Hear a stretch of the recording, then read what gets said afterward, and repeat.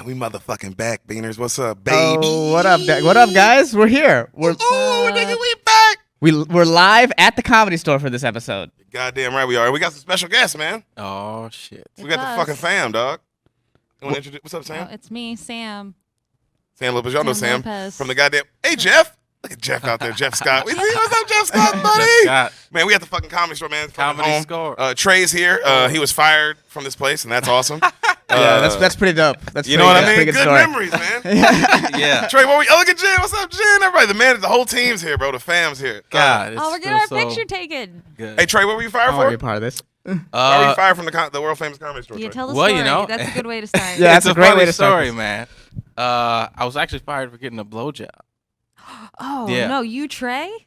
Yeah, I guess contrary to what people know about me, I get blowjobs from time to time. Congratulations. And Congratulations. Thank you. I still don't believe Our fans have been saying. propaganda. Our bro. fans have been saying this guy doesn't get blowjobs. That's what they've been commenting on your video specifically. I know. It's like a QAnon thing. It's like, no, they're real and they mean it. Like, it's fucking no. And then I got a blowjob. I got my dick sucked right over there. Well, it wasn't over there. I was actually working in the OR, this room. So you were on Full the circle. clock. Well, what were you supposed to be doing that led to the firing? Because you can just not do stuff while you're on shift here. So what was supposed to be happening? Yeah. It wasn't the first time. It was just the first time I got caught. Right. Oh, the first time about the Motherfucking turn up, blowjob, Trey. or the first time Turn up, dog. He said, y'all heard that, man. My niggas, they sound like he running for president. This ain't the first time. I just got caught. I feel you, brother. But that's what this place was, bro. It's such a different place now, man. What Well, year it's was closed. that? Yeah, right now I guess so. Back 5 months ago, and now it is a different place. It's fucking a parking lot now. but you're talking about before COVID. Yeah, before COVID, and then before COVID, like when Rogan and everybody was here, fucking it's popping. It wasn't popping when I was here. When you worked, it was not popping. No, it was like What was it like when you were here? Trey, Wait, yeah. when did you come to LA? Good point. Good question. I think maybe like 2013, the beginning of 2013. Okay. Yeah, I think so. I think that's about right. And I remember I came up here, did a open mic here, January, and the booker at the time, Tommy, he saw and he stopped me. I was gonna leave and he was like, "Oh yeah, thought you were really funny." And then 6 months later, he hired me, and I didn't know what the fuck was going on, but because I was 20 at the time. Yeah. Tell that story. How did you get by as a 20-year-old to work here? Well, Wait, are you allowed to be 20? Wait. No, you're not allowed to be 20 and work here, You Derek. lied, fool. You be lying. You lied to them. I didn't lie. Never said anything. You lied to the man, dog. I didn't say There's anything. no W-2 bro. or something? That's what I'm saying, bro. I went in there, into the room, expecting him to be like, "Yo, Yeah, go on. you're this like look at my ID and go, oh hey, you're not even old enough to be here." And that's not what happened. I went in there and it was cool. We dapped up. I gave him my info and he didn't even look at it. He just scanned it, put me in the system, and I was working.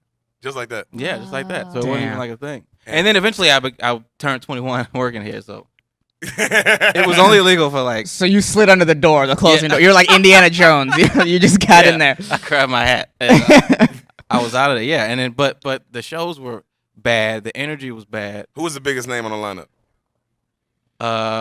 What year was this? He said 2013-ish. Yeah, Okay, so who's the biggest so name we're talking, on the lineup? Who 2013, do you remember? Man, I don't know. Like I watching remember while you Chris D'Elia. Mhm. Rest in peace. No, he's still around, and he's actually going to be in Iowa in September. Wait, where is that? No, I'm just He's plugging Delia's dates. At this point in time, what time of the night is Dalia going up? he's Yeah, getting good he's getting the good spots. Okay. It got better as time went on, but he was the guy. Bobby Lee, that's who I remember. Brody crushing it, and then but my favorite part of the night was late night when Fahim was working out. Mm-hmm. You know what I mean? And fucking people were coming in. It was one of the first comics that I saw where everybody came in the room. I had seen that. Usually people find an excuse to leave. Yeah, of course, but no, when Fahim was up, bro. Yeah. That's still to now. Still right. Yeah, to this day. but But now it gets better, way better spots. I mean, I was watching them go up at literally like, I guess the spot like Iran would go up now, or Like a 1 in the morning. One of the Mhm. spots. Yeah. Damn. Damn, bro. What Gerard Carmichael was killing it at this time too, wasn't it? Or was he? Oh, or was he yeah. just at the? Was he like at the end of the lineups, or was he getting good spots already? Oh, he was the guy, bro. Like, it was cool to watch when he was around because we haven't had a figure like that in comedy present at least in a while. I mean, Joe Rogan kind of filled that hole, but before Joe, it was. So you're saying Gerard was the coolest person here before Joe? Gerard was the coolest person. I mean, who was cooler than Gerard? I He's walking am around, curious. yeah. I don't know. I'm curious. Yeah, I'm curious. I mean, he fucking, he had everybody's respect. The man could show it. Some people talk a big game, and they kept saying bomb as fuck. But I mean, he's like fucking, he was killing it. He was hanging out with Quentin Tarantino. Well, that's now. But yeah, but Yeah. Yeah, that wasn't back then. I remember seeing that man, bro. First time I saw Gerard Carmichael, I remember seeing that man, La Jolla. No. He was headlining though. Yeah. The man fucking How many shows? 4 Yeah. murdered. Yeah. Murdered. Like I was like, who the fuck is this young nigga? Because he was a young nigga too. So I'm excited. It's just a young black. I'm just like, oh, bro, who is this Yeah. young black dude? And I've heard about him because I was like, oh, that's a dude that opened for Tosh. That's what people would say. Yeah. He opened for Tosh, and he's like the next dude. Mhm. And I went and seen him, bro. He did like 4 different sets too. That's what's crazy. What else, Stephen Fury outside? I see you, baby. Making money, bro, out there with Burt Kreischer, making money. I see you, brother. Ripping off all them redneck white people. Busboy Fury, huh? Getting they Living that Fury, life. man. Living that life. God getting they damn. money, bro. Yeah. I he's ain't mad at him. Sexy. But yeah, fool, Gerard was a beast, fool. Yeah. Yeah. That was but he was a guy at that time, and obviously Ari Shaffir and everybody. Like there was a couple of people. I remember Ari actually did a cool thing. Back when no one was doing anything at the store, Ari held like an open seminar or a forum kind of. Oh, that was on YouTube. It's like 4 hours long, right? Mm-hmm. Yeah. I remember that. It was like the first thing. Were you there? Yeah, I was there. You were at that. Yeah. I didn't stay for the whole 4 hours, but I got it after like 5 minutes. I got about 5 to 20. Yeah, I was like, this guy's got some good stuff. You left, and you went and seen the movie. Yeah, well, because I feel like, he was, I think it was more interactive, and I think it was really it was just cool to watch somebody at that level talk to people, and, that they didn't have to, because this place was not an inviting place. You know what I mean? And it might not even still, but to me, maybe us, it's way more inviting now. When was the shift? When did it start like really heating up here? Would you say? Roast battle. Roast battle. That's when you could see the shift of energy.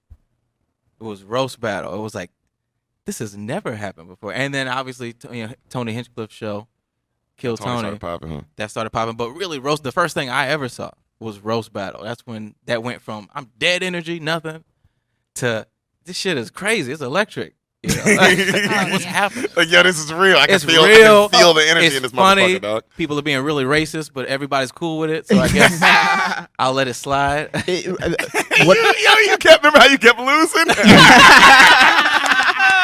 Racism.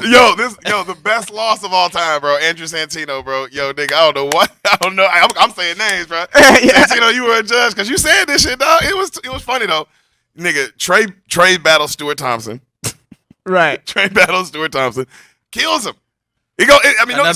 Stewart kills him too. Yeah. Another door guy. And they go back. I mean, they killing each other, but Trey won the round, fool. It was clear Trey won. You know how I know it was clear Trey won? Santino, the judge, said, Trey, I think you won that one.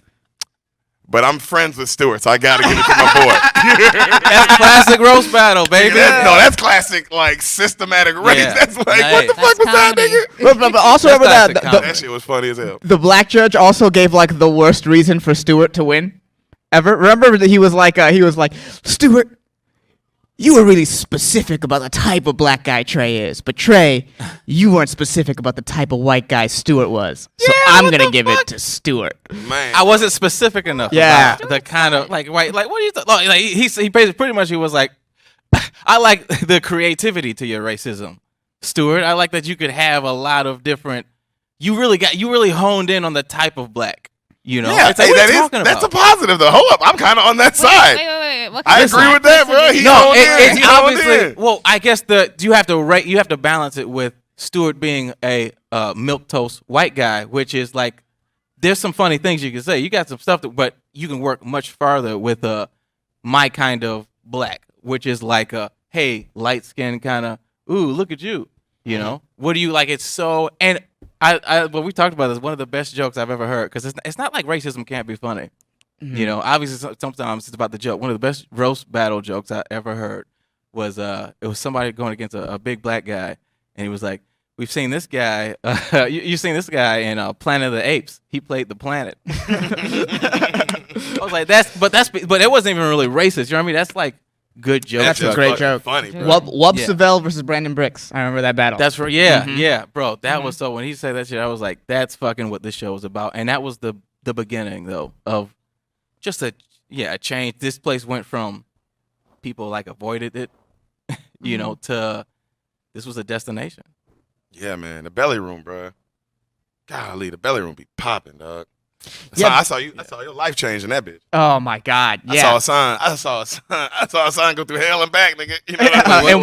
in 3 minutes. In 3 minutes. I went through hell and back. His life go in front of through his eyes. dog. Yeah, that was crazy. That was crazy. It was before Rose Battle. Remember they used to have the open mic before Rose Battle? No, bro, they had this wasn't just the show. No, this was an open mic, and I got a development spot because Gordon Downs called it in. Okay. Yeah, it was the open mic because it was all a bunch of open. That's why Haiti was there. That's a big part of the story. Because this is way before he was on the wave. Yeah, you're right. I just remember. I just remember. I didn't know who Haiti. Wave. No, Yeah. this is and it's like so. I'm doing my set, 3 minutes. The first minute and a half, bombing my dick off, I mean, dude. it's me, Taylor Tomlinson, Ryan Hicks in the back. And we watching it. We drove up from San Diego for this, so it's like, nigga, this is a 3-hour drive back. Right.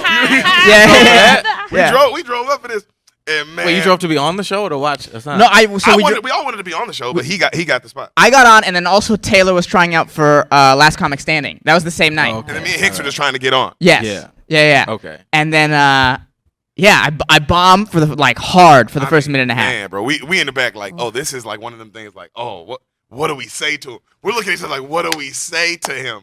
Mm-hmm. What do we say when he gets off? How do you heal this? Right. And then I look in the crowd, and bro, Haiti's face was just Hate. pure disgust. Pure disgust. As if you were some kind of woman or something. He was looking at you. He was looking at me like a woman. Yeah, he was just really angry at me, right? And I look at him, I point to him, and I go, wow, you really hate me. And that just flips the entire crowd. The next minute and a half, one of the hardest crushes I've ever had. Yeah, it was pretty insane. I'll give it to him. It was one of the best. The next minute and a half was one of the best sets I've ever Gotta seen. be real, And man. we couldn't even laugh because we were in the Yeah. back like, I can't believe It's the he just flipped this shit. biggest hole I've ever dug out of. I've had to dig out some holes. Man, bro, That's that comedy, shit was man. so funny, dog.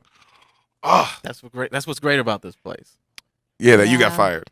You do get fired. That's the best that's part. The best part. But yeah, you got fired for getting a blowjob, which is like, as you know, reasons to get fired. That's pretty good. It's Bro. up there. Yeah. Pretty I walked away before I got fired, baby. What up, Curtis? What up, Sid? You know what I'm saying? Can they see us? Can they hear us? You'd get Yeah. I fired. shout out to Jerron Horton, bro. You know, telling the motherfucker, you gotta know when to hold them. You know what I'm saying?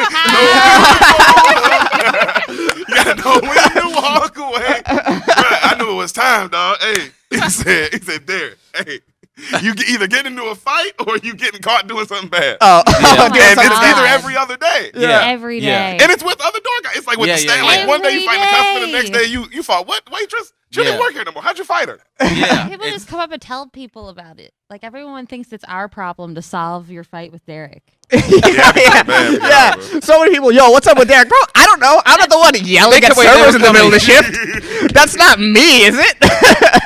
It seems like a them problem. Try me, bro. That was, yo, the best part about working here to me, my favorite part of my 3 years working here was, bro, don't fucking try me. Anybody. Anyone. And that goes for comedians, nigga. Everybody can get these words, bro. I remember when me and Dane Cook got into it, nigga. What? Hey, I move know your this. fucking car. If I'm in the lot, yeah. if I'm in the lot, bro, and I say move your motherfucking car, nigga, you could be Jesus. You better move that fucking camel, nigga. You know what I'm saying? I ain't playing with you. What happened? I never heard this. No, bro, No, it's just Dane. Dane is just terrible in the lot. I don't know what else to tell you. Some people don't want to, bro. So when you He work the tries to parking lot at the push hard. Comedy Store, bro, motherfuckers He didn't want to give you his keys. don't want. He Some never motherfuckers gives you his keys. Don't. This is That's the a thing. classic. When you work the parking lot at the Comedy Store, bro, it's the best. It's the best shift. You get to talk to all the comedians. So that's the winner. You know what I'm saying? You get to fucking get one-on-one time when they come in and when they leave, bro. So that's like, And then if you smart, what I would do is, you watch their sets, and you fucking have something to talk to them about when they leave. You know what I'm saying? Everybody wants to talk about that. Everybody. Bro, from Jerry Seinfeld to fucking open mic, niggas want to talk about their sets after they set. I've talked to so many people just what you just said, just after the set, because everyone is open to like, oh yeah, like what you got any tags? Like a lot of people, like I mean, one of the best moments of my life was early on where Martin Lawrence had just got off. And we were kicking it, and I gave him a tag, and I forgot what it was. I think it was like "niggas aren't people" or something. Sounds like one of my bits. Sounds like sounds like I would write something a son would say in a speech. Yeah. At a high school. Yeah, like in front of you people. running for and everyone for would cheer. Congress? Yeah. I mean, with that platform, absolutely. One day. Yeah, bro. Wait, But yeah, you worked here a little bit longer than me. Yeah. And so yeah, you got into a lot of stuff. But my favorite thing though about you is people, because they think you're like a nice guy. I'm a nice guy. Yeah, Look at this fucking smile, dog. Look at my niggas out there. Black people out there wilding. I love it. But bro, look at it. You know what I'm saying? I mean, look, yeah, the package it is nice, but it's just funny because people think, I think too in Hollywood, they think that like, oh, you're supposed to be my friend and don't hurt my feelings, and then You should though. What, hurt people's feelings? No, you should be people's like I look, dude. The rules of Hollywood and the rules of comedy, I understand, and you have to be nice, and you got to play the game, and you got to do all the bullshit. And I'm all about that, nigga. You see me, if you look at me, bro, look at me today, bro. If I saw Dan Cook, I'd be fake as fuck. What up, bro? Nice as shit. But I'm saying when I'm working the parking lot, and I say move your car, that's that. But there's a hierarchy. There's a hierarchy that you're not adhering to. That's just unspoken, and that's I think what it frustrates people about you is they're like, he doesn't care about the rules or the whatever the fucking imagine. You know what I mean? It's like maybe you shouldn't speak to people the way you do, but you don't give a fuck. I don't care about, and that's great. That's what. No, it's the best part about working here. It is the best part about that you can get into it. Well, it used to be the best part about comedy. Yeah, that's true. I mean, I seen the motherfucker punch a sign in the face for man. talking trash here. Yeah, well, it wasn't even comedy related. It was Jenna Ray related. It was what happened? So we used to have Ray. So Jenna Ray used to be a manager here, right? And Jenna Ray, hey. My favorite thing to do is I would watch Jenna Ray. So it'd be Jenna Ray and Jen managing, and the whole night was Jen putting out the fires that Jenna Ray started. That was the entire night. It was just me, small little, it was like Hulu shows, little fires everywhere. And then Jen would have to come stomp them out. It was unbelievable. But yeah, she told me on Halloween, she was like, hey, don't let anyone back into sacred ground, which is, if you know, an impossible thing to do on Halloween. Because everyone's walking around, people are in masks and shit. Everybody got a fucking outfit on, bro. Yeah. The dude who fought you fucking was dressed like Guy Fawkes or something. Yeah, he had a mask. And then so Jenna's like, don't let anyone back there. And I was like, fuck, all right. Well, I'm gonna hear to this for exactly 5 minutes until she forgets, right? Almost immediately, like she leaves, almost immediately some guy's like, hey, I'm gonna go back there. And I was like, oh bro, literally not now, you can't do it. Come back in like 15 minutes. And he was not having it. No, he wasn't having it. What? No, he was like, you know who he was like, he was like, I'm with Jesus. He was just throwing out names. He was like, I'm Mexican, Jesus is Mexican, this might work as a connection. You know, I used to watch Mencia at midnight. What was the show? Mind Mencia at midnight. Yo, everybody's sacred ground is somebody. Yeah, everybody's sacred ground is fucking. Yeah. Do you know who I am? Oh, Jesus. Yeah. Do you know who I'm friends with? Actually, they know somebody. Yeah. Or my favorite is I perform here, and they're talking about like the John Campanelli show. Oh yeah, fucking bringer show. Yeah. Man, that's so perform funny here. when you say I perform here. You I'm a about comedy show, store bro. comedian. Yeah. Listen to Yo, bio. that shit's Listen to funny Twitter as bio. hell to me, dog. I love when people would show up for the OR show, but they were really here to go see their friend in the belly room, and you'd let them like find that out on their own. Man, letting people find out what a bringer show is. Yeah. That shit was beautiful. Dog. Well, I'm sure because I had people begging to get out. People would come after a couple minutes in a bringer show and go, "Hey, how much money do you want? I just need to see something else. How much That's money? not this. How much money? Hey, do bro, I'll you suck want? your dick, man. Yeah. Any other show, bro. just let me go. Yeah. But so it's like it's funny that and then he stopped. Eventually, they eliminated bringer shows here There were too, still right? some. Little by little. I mean, there was still Vargas. There was still, I think, like Well, one Vargas bringer show on has since- Saturday or Grandfather Sunday. and Yeah, Vargas is. I think all the grandfather. famous people came to the bringer shows to see like their friends. Yeah, Dr. Dre came to a bringer show. Yep. Which one was it? Augustina Zoidas. Yep. He loved Dean Del Rey. I'll never forget that. Yeah. Dr. Dre He's was a real like, "Man, you a nigga. funny motherfucker, dog." I was He's like, a real "Wow, nigga, what do yeah. you see at this place?" the things that you see. Oh, do you remember he was walking in the hallway? Just walking in the hallway, and then Dre goes, Eleanor! You know the guy who made Still Dre in the Chronic album. Yeah, and was and like was part of "Oh, NWA. And Eleanor was like, "You mother Dre." You son of a gun! I think she called him Andre. I think she called the nigga by his government. Oh my God. Man, Yeah, but yeah, that's the Comedy Store though. but yeah, you see some cool shit, bro. That's the Comedy Store. You fight Chevy Chase. Yo, hey, I was gonna ask you, and then after that, Trey, don't talk anymore. Ah. We're gonna ask you one more story, bruh, because it's my favorite story. I'm not gonna lie to you, bro. I think about this story.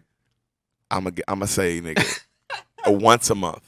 I think about this story. What? Can you tell your Chevy Chase story, your comedy story, Chevy Chase story? It's so pretty much. I almost had to fight Chevy Chase, and everybody knows it. You know, Her people have his talked daughter works about for it. Right? and she's cool. So I felt bad how cool his daughter was, knowing that I almost had to fuck your dad up at one point. But lucky it never came to that, and he turned out to be a cool guy. But it was quite. I mean, I'm working the OR, which if you know, you got the rope. You have the rope to And- come into the OR. Right. So you're there, and people can't get in unless you let them in. And then Chevy Chase comes. And this is in the middle of seating people. Chevy Chase comes stumbling up the stairs, and he's like, "Hey, I want to see the show." And I remember looking at the guy that was booking, and I was like, "What do I do?" You know, because like, do I charge him? And then he was like, "Well, yeah, just let him in." And so I go to grab the rope, and for no reason at all, Chevy grabs me and shoves me up against the wall. And like, if you've been to the Comedy Store, you know it's a wall of pictures and headshots. So he showed you right up next to like a young Chris Rock. So it's like, I'm here, Eddie Murphy's here, and we're both like, what the fuck? It's like, yo, I don't know what's going on. And Chevy, he's shoving me, and he's like, yeah, I know what you're trying to do, and I'm not going to let you do it. And he just lets me go. And he just walks in. And I'm like, I'm not sure what that was. I don't know if he does that every night, because I had seen a lot of shit at the Comedy Store. We talked about this before, where I didn't know if it was happening or if it was a bit. Like Don Barris. Yeah. Don Barris ruined me. The first couple times I didn't get it, I'm like, oh, does he need help? Should I intervene? Should I help this? Yeah, old man? what's going on? Him and then Brody was yelling at each other. They had a bit going, which is hilarious. Because you said you didn't know. I didn't you were know. Like, hey, is he really interrupting his set? I don't know what's happening. Should I stop this? Yeah, Don is on stage, and then Brody comes in, and I don't know. I'm new there. I just see a guy come out of nowhere, starts yelling like, "Fucking, fuck you!" Like, you've got negative energy. Boo! It's like, wait, bro, he's doing a set, man. You can't do this. This is the Comedy Store. You know? like, am I gonna have to kick Brody, Steve? But I didn't know, and then eventually I got what was going on. Mm-hmm. But yeah, you just don't know with this place sometimes. Sometimes Chevy Chase attacks you. What did Chevy do when he left? Yeah. How'd he leave? So he's there the whole night, most of the night, and he's getting up. He gave Gerard Carmichael a standing ovation, Wow. and like when Wow. everybody Killer, bro. sat down, Chevy was still up, Mm. and he was just clapping, and he like watched him come to the back and like shook his hand. So it was like a cool moment to see. Was like, I don't know, I don't know what that was, It's a cool comedy moment though. but it's cool. Yeah, Chevy Chase giving it up to Gerard, and then he left, and this is like late at night. Nobody's around. No one's in the front. Nobody's like there, right? And so he leaves, and he starts literally pratfalling down the stairs, right? Like, but to nobody. No one is around, and I only see him because I'm peeking through the curtain, because I'm like, what is this nigga But doing? he knew. That's what I always will always say, is that he knew you were looking, bro. He was right.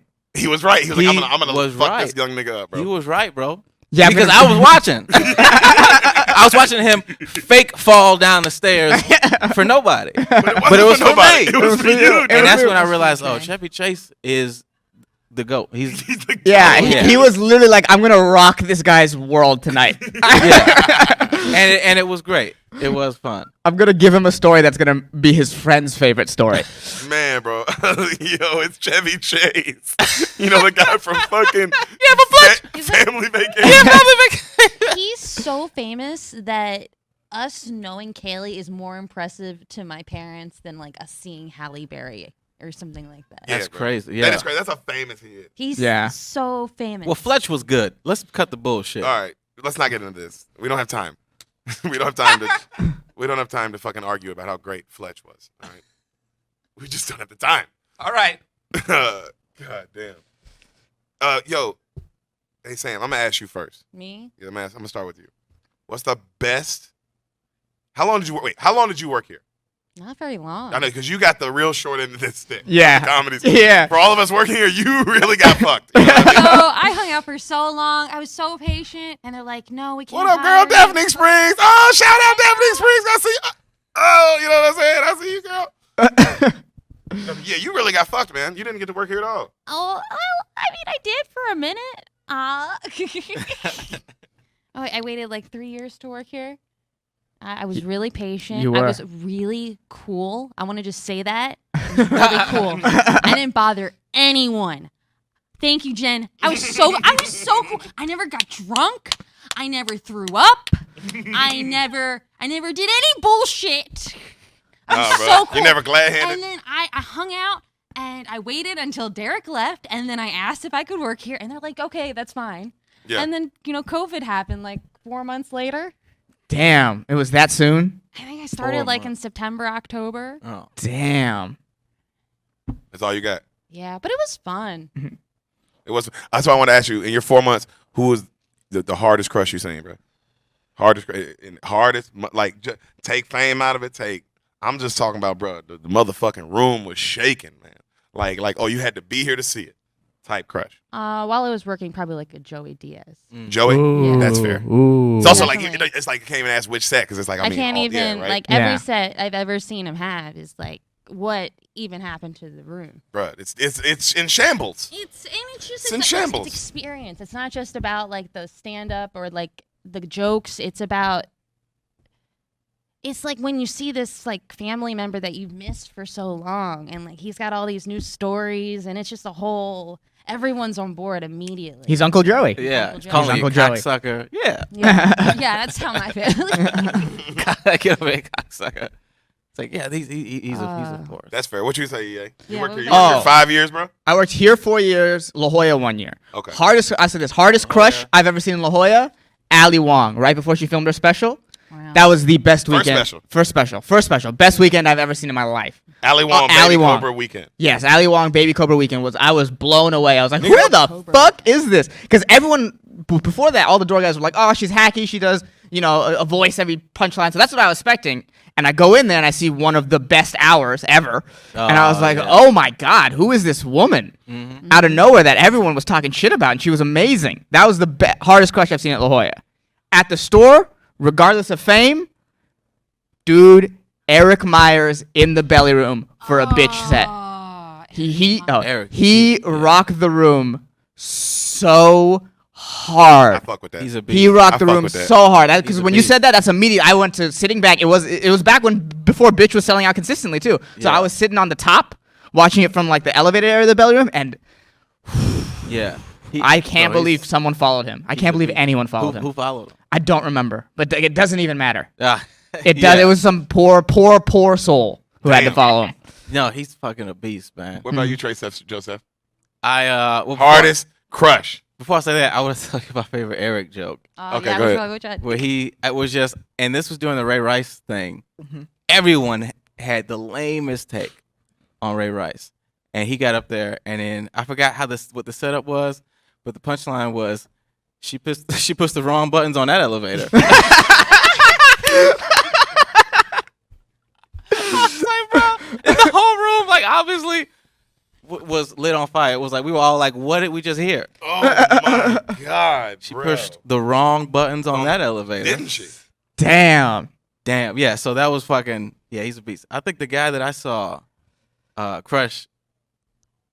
Sinbad, hands down. That's Like, when and you always get Sinbad? Sinbad, man, because if you're talking volumes of laughs, if you're talking the power behind it and the length, like Sinbad by far was getting, I don't know, 30 seconds to a minute house laughs off of crowd work. And he was just dipping and diving, going from like connecting one person to you with the shoes, and then you need to go over here with the lawnmower. And then but it just made sense. Damn, bro. Sinbad was one of the guys I never saw, but I wanted to see so bad because of how great. I mean, how great he is. He's fucking Sinbad, and then B, just how much you talk about the man, bro. Like that's it. That's it. It's made me want. And then you said, what was your number 2? Wasn't Martin Lawrence? Yeah, and it was Martin, bro. And I wasn't expecting it from Martin, because this was like. This was how long ago though? This was man, this was like before he really started coming back around. Okay. And so like maybe 2018. Yeah. And it was in the main room, and it was one of the first shows, his first shows back. And I remember just kind of watching him, like, you know, whatever. And then just as the set went on, people got crazier and crazier. And I mean, he riled people up. Like, to the end, you know, whatever his closer, it was doing the Me Too stuff. So his closer was something about like, you know, now if you want to fuck a bitch, you got to sign a contract. It's like, all right, I'm a donkey puncher, but can you sign right here? But everybody was like, ah! Like they just stood up because it was so fresh, you know. So it was like, damn, this nigga still. I didn't even know he had it. That was it. And then the third, I think, was Louis C.K. I'll go back and forth between Louis C.K. and Chris Rock. I fuck with that. Yeah. What about you? Mine's was, bro. I saw, and this is on the Comedy Store Instagram, bro. I was there tonight. I work in the OR. The night motherfucking Chris Rock popped. This early in the night too, which never happens, bro. Chris Rock popped in like motherfucking third. Like third or fourth, bro. Early in the night. That's early. Early as fuck. And you're like, damn, this is great. And he wasn't doing the he wasn't doing all that shit. He was just reading the jokes off the phone. You know, but he's killing. Yeah. He's killing. You're like, damn, this is crazy. And bruh, he did 45 on the money. And he said, are you next? He said, is he next? And they're like, yeah, he's next. And he's like, all right. Guys, this next comedian is the only comedian that's better than me. There's only one. Dave Chappelle. Bro, crowd. Crowd lost their fucking mind, bro. Damn. And I seen this man. He did 30 minutes on the money. And he did the special before when it came out. The first one. The first one of the comeback. Tambourine? No, the first one of the comeback. Of the comeback. The Age of Spin.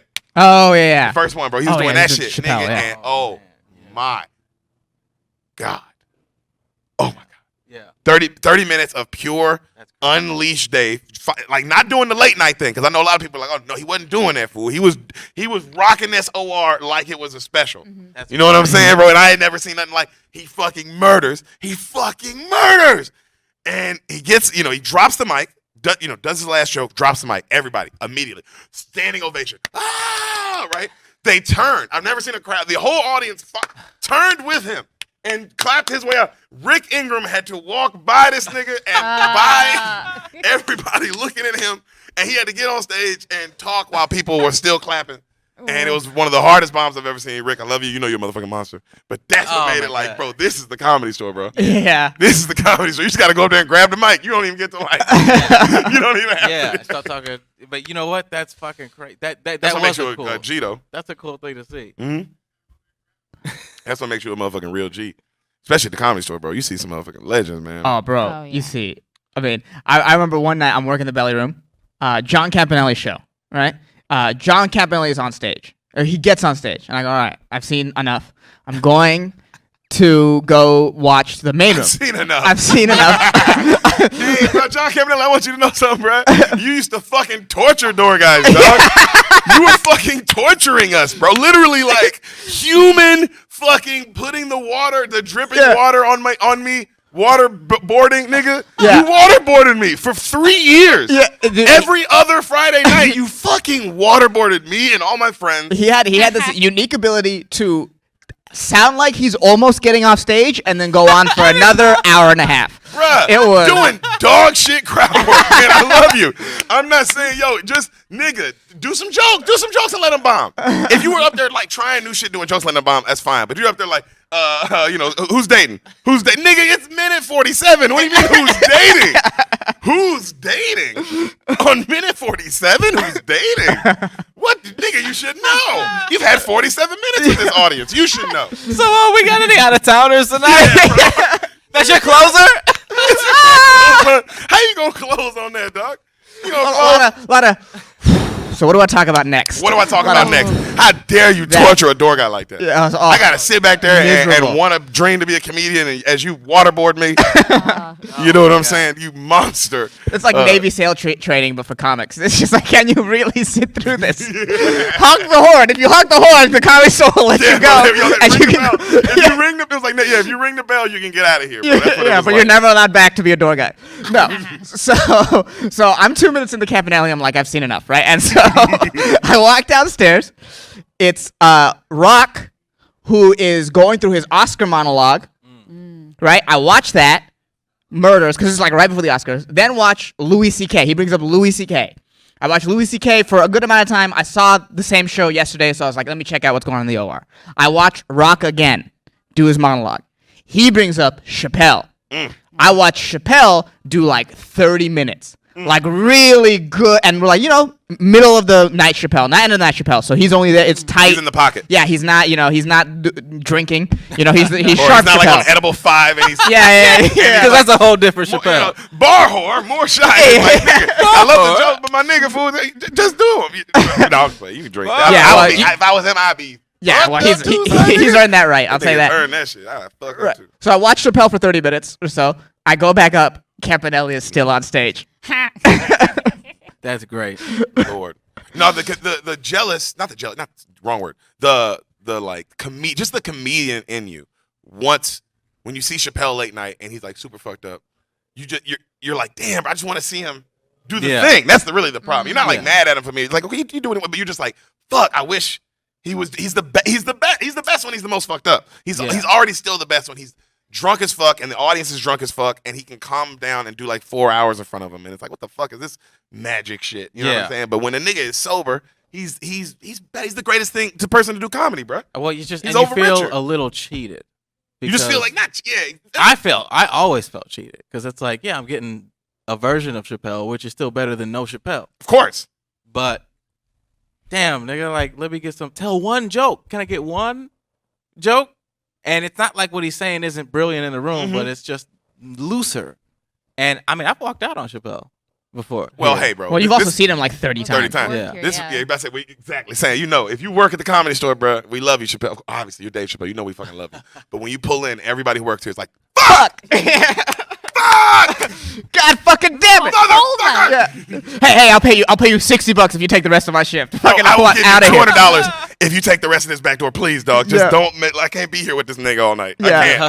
I can't do A it. good hustle. You'd hang around and then just take people's back doors. Oh, That man. was a good hustle. The hustling. Hustling. The door guys But was doing. I didn't even begin to. I was so far away from the actual golden years. Oh of no, working here. Yeah. Derek and I worked at the golden time to be a door That guy. was There's it. nothing better. The stage time, the fucking money, it was unbelievable. The access to all how these much famous money? people. So how much money? money? How much money? Let me ask you guys. Money. You too, Sam. Okay. How much money would you say you were making just from being a door guy? A week. It's hard to say. I would. I'm I'm gonna say this. Look, I'm gonna just say this. Sam wasn't working. All right. Sam didn't have no job, bro. We were door guying and nigga, I'll say this, and we were eating out. Okay. we were going to restaurant. One guy in the YouTube channel said the golden years were the 80s, and it's like, bro, you have no idea what was happening in this place. Well, yeah. That guy sounds like he fucking gonna vote for McCain. I started working here in 2015. So I got here. I pretty much, in my mind, worked the best time to work here because I got here right when Rogan came back. Yeah. Like there would be times. The second golden year. Yes, the second golden year. So people don't get. There would be a time where it would only sell out if Rogan was here. That's what I started. It would only sell out if Rogan was here.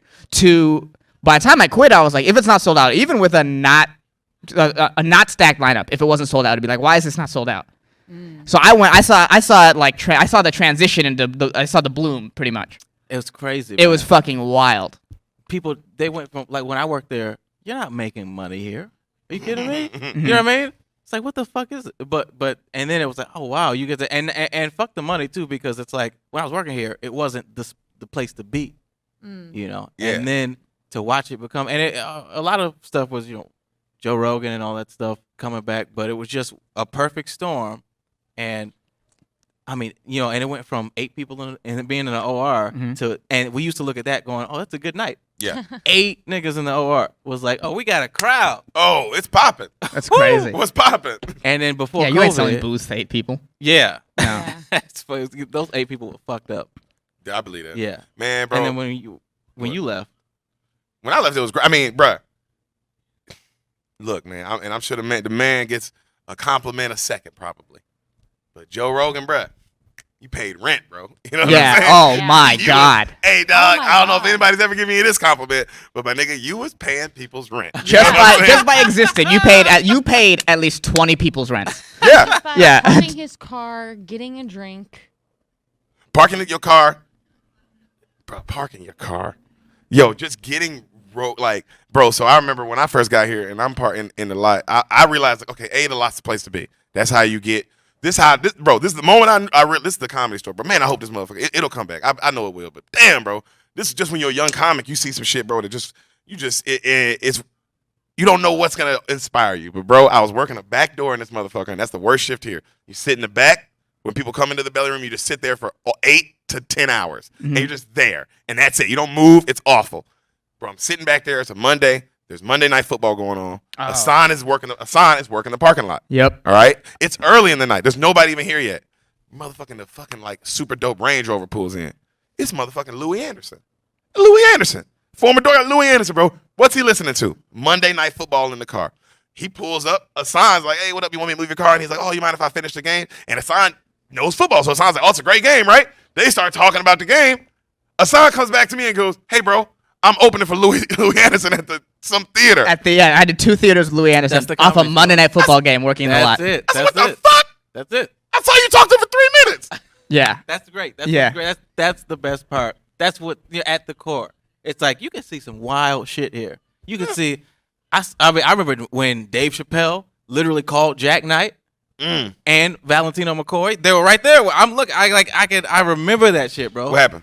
They were just like 19. They couldn't get in the store, and so they were both standing out there. Where's and Dave Chappelle? Is he He's right there. He's right there. He's just And looking he's in the just patio. and he keeps looking back like this because he could see out the corner of his eye. I guess he could just feel. I don't know what it was, but it was like I don't know if you believe in destiny or karma or this. I do. But it's like, bro, that moment had to happen. It's like Chappelle was like, I gotta talk to these niggas, and he was like, hey, get in here. He gave him like the gesture, and they came in, and he gave them both 1 minute apiece. On some like Kill Tony shit. On Damn. some Bill Tony shit, on some spur of the moment, like, hey, you niggas Damn. want to go up? And they both did Who well. went first? Jack went first. Oh, and that's why I've never heard of the second guy. Should have went first, brother. You know what I'm saying? That's not true. That's not. I mean, that he had the better set, but I don't know if it was because he went first. You know, it was just because he had the better set, and he did. But Clearly, it he's was probably just a better comedian too. I mean, it's Jack Knight. I've Jack seen Knight. him. He's a fucking monster. I've heard of him. Yeah. Yeah, he's a beast. But that was the beginning. That was like The Malfoy of comedy is what I call him. He's the slithering snake. You know what I'm saying? I mean, Damn. Why does I'm just fucking with, yeah, that's my boy. I fucking love Jack. And he is a monster. He is a. and it was it was just a magical moment, like what Hassan went through. And then, did you have one of those where it was like where I seen. I mean, I saw a sign. that Get was that, it? and Yeah, that's what made me Yeah. work a lot. And then that's Yeah. when everything started happening. At least for me, at this Comedy Store, when I started at least like getting some motherfucking traction, bro. Just getting my feet wet. You know, was working the parking lot. Yeah, because you meet everybody. You meet everybody, bro. You get cool with everybody, man. And you know, People know your name. people know your name, and I'm- they tip you. The first time I was training in the lot, Bill Burr came up to me and introduced himself to me, and I was like, okay, that's in no other situation would this happen. Yeah, because in the OR you don't get to talk to him like that because you're only going up to him for a second. Yeah, or you're a lot Yeah. busier than you think. You're a lot busier than you think, and when you do go talk to him, you're only saying like, "Hey, bro, you next." bro. You know what's great? That you know who did that? I had one of that moment too. Only it wasn't with Bill Burr. It was literally with Chris D'Elia, who's gonna be in Boise. October. No, no, but he was the nicest dude, bro. I remember because most people just walk kind of past you, and he was really nice to me. He stopped and was like, "Oh yeah, like, I'm Chris," and then we chopped it up. But a lot of people were nice. Eddie Murphy, I remember meeting him. He was really nice. I stopped him at the door. I was just being funny. I was like, "Can I see your ID?" And he got mad. He's like, "Nigga, I'm Eddie Murphy." And I was like, "I know it's a bit. I'm a comedian." Yeah. And so then, but he was cool about it. I remember I made Chris Rock chuckle one time, and that shit, nigga, that made my night, bro. I was at the back door, and he was walking back, and he's looking at his set list, and he like, his motherfucker trips over their feet. He tripped over their feet. And I said, "Don't be nervous, bro. You got this." and he chuckled. He didn't give me the full laugh, but he just gave me like, all right. And I know it's mainly because, all right, bro, you saw me tripping, so I'll give you this. You saw me embarrass myself, and I'm the fucking zebra from Madagascar. Yeah. You saw me, look like a fool. So I think he was a little upset. Hey, don't be nervous. Hey, you got this. It's so funny. Man, bro, Chris Rock. Chris Rock. You got this. Yeah. Man, bro, working a lot, bro. I seen so many famous people pull in, bro. Were you a Star Trek? Was anybody like Starstruck? Yeah. I get starstruck, bro. I was starstruck So over starstruck. everybody, bro. Everyone. I get starstruck all the time, but that's why I give people props, bro. Like, I'm not finna be like, I'm just gonna be like, hey, bro, you good at what the fuck you do? I'm gonna yell at you. You know what I mean? Whatever it is you do, I like that shit, dog. Keep doing that shit. Yeah. You know what I mean? So whoever you are, bro. So I'm a good. I don't look at it as Star Trek, bro. I look at it like, bro, well, let me give this nigga props. When am I ever gonna meet Adam Sandler again? Let me tell him I like the things you did. Yeah. That's just a legitimate fan. It's just I think. bro. I'm just like, I fuck with this shit, man. So, but yeah, him, Adam Sandler, and I talked to him about his set, and that was awesome. We talked, we chopped it up. Motherfucking, and then when Usher pulled on a lot, I was like, oh my God, this man is beautiful. Whoa. Now, This let me is ask you this. Did he give anybody herpes? I wanted it. I was like, you can pass on this way, brother. The best thing about Usher pulling in the lot is he comes in on like this 4-wheeler, but he made his girl like walk into the lot. Yeah, that was funny. Wait, what? Hilarious. So somebody met him? Yeah, I guess she met him, but she saw him at the front, so she just is walking next to him on his 4-wheeler as he's pulling in. That's funny.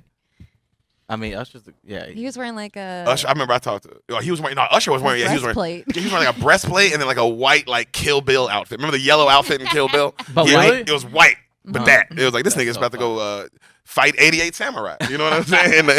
But I saw one time. I remember J. Cole pulled in on a Monday, bro. This is late night. Dog. He pulls in on a Monday, and he's like, "What's going on?" I'm like, "It's J. Cole, dog." And I was like, "Oh, it's just a Monday, so it's like potluck." And he's like, "Oh, potluck." He's like, "What's that mean?" And then I'm talking to this man about potluck, like what it means. That's great. Like, oh, I got up. I was like, oh, so I got up. Like people like my level, we get up, we can get up. He's like, oh, that's dope. So who's on stage now? And I was like, well, now it's like older guy, like who do he go? I remember he went in, he watched all the Benji Aflalo set, and then he left. And I'm gonna say this, I think Benji was for him. Oh, really? I think he left going, you know what? That's all I needed. He went in there. He was like, yo, this little Jewish dude who bleeds out his asshole. That's it. That's what he talks about. This is my guy. And then you saw J. Cole do stand up in a concert. Yeah. Yo, and then no And then he bullshit. did I go see J. Cole. I go to see J. Cole at a concert. Couple months later, babe. We go see him. I thought we saw him at the concert beforehand. No, we saw him after. Okay, we see him Because after. that's how I knew. I was like, oh. It's the Wait, you guys are dating? Yeah, we go to see J. Cole. It's the album before the really good album.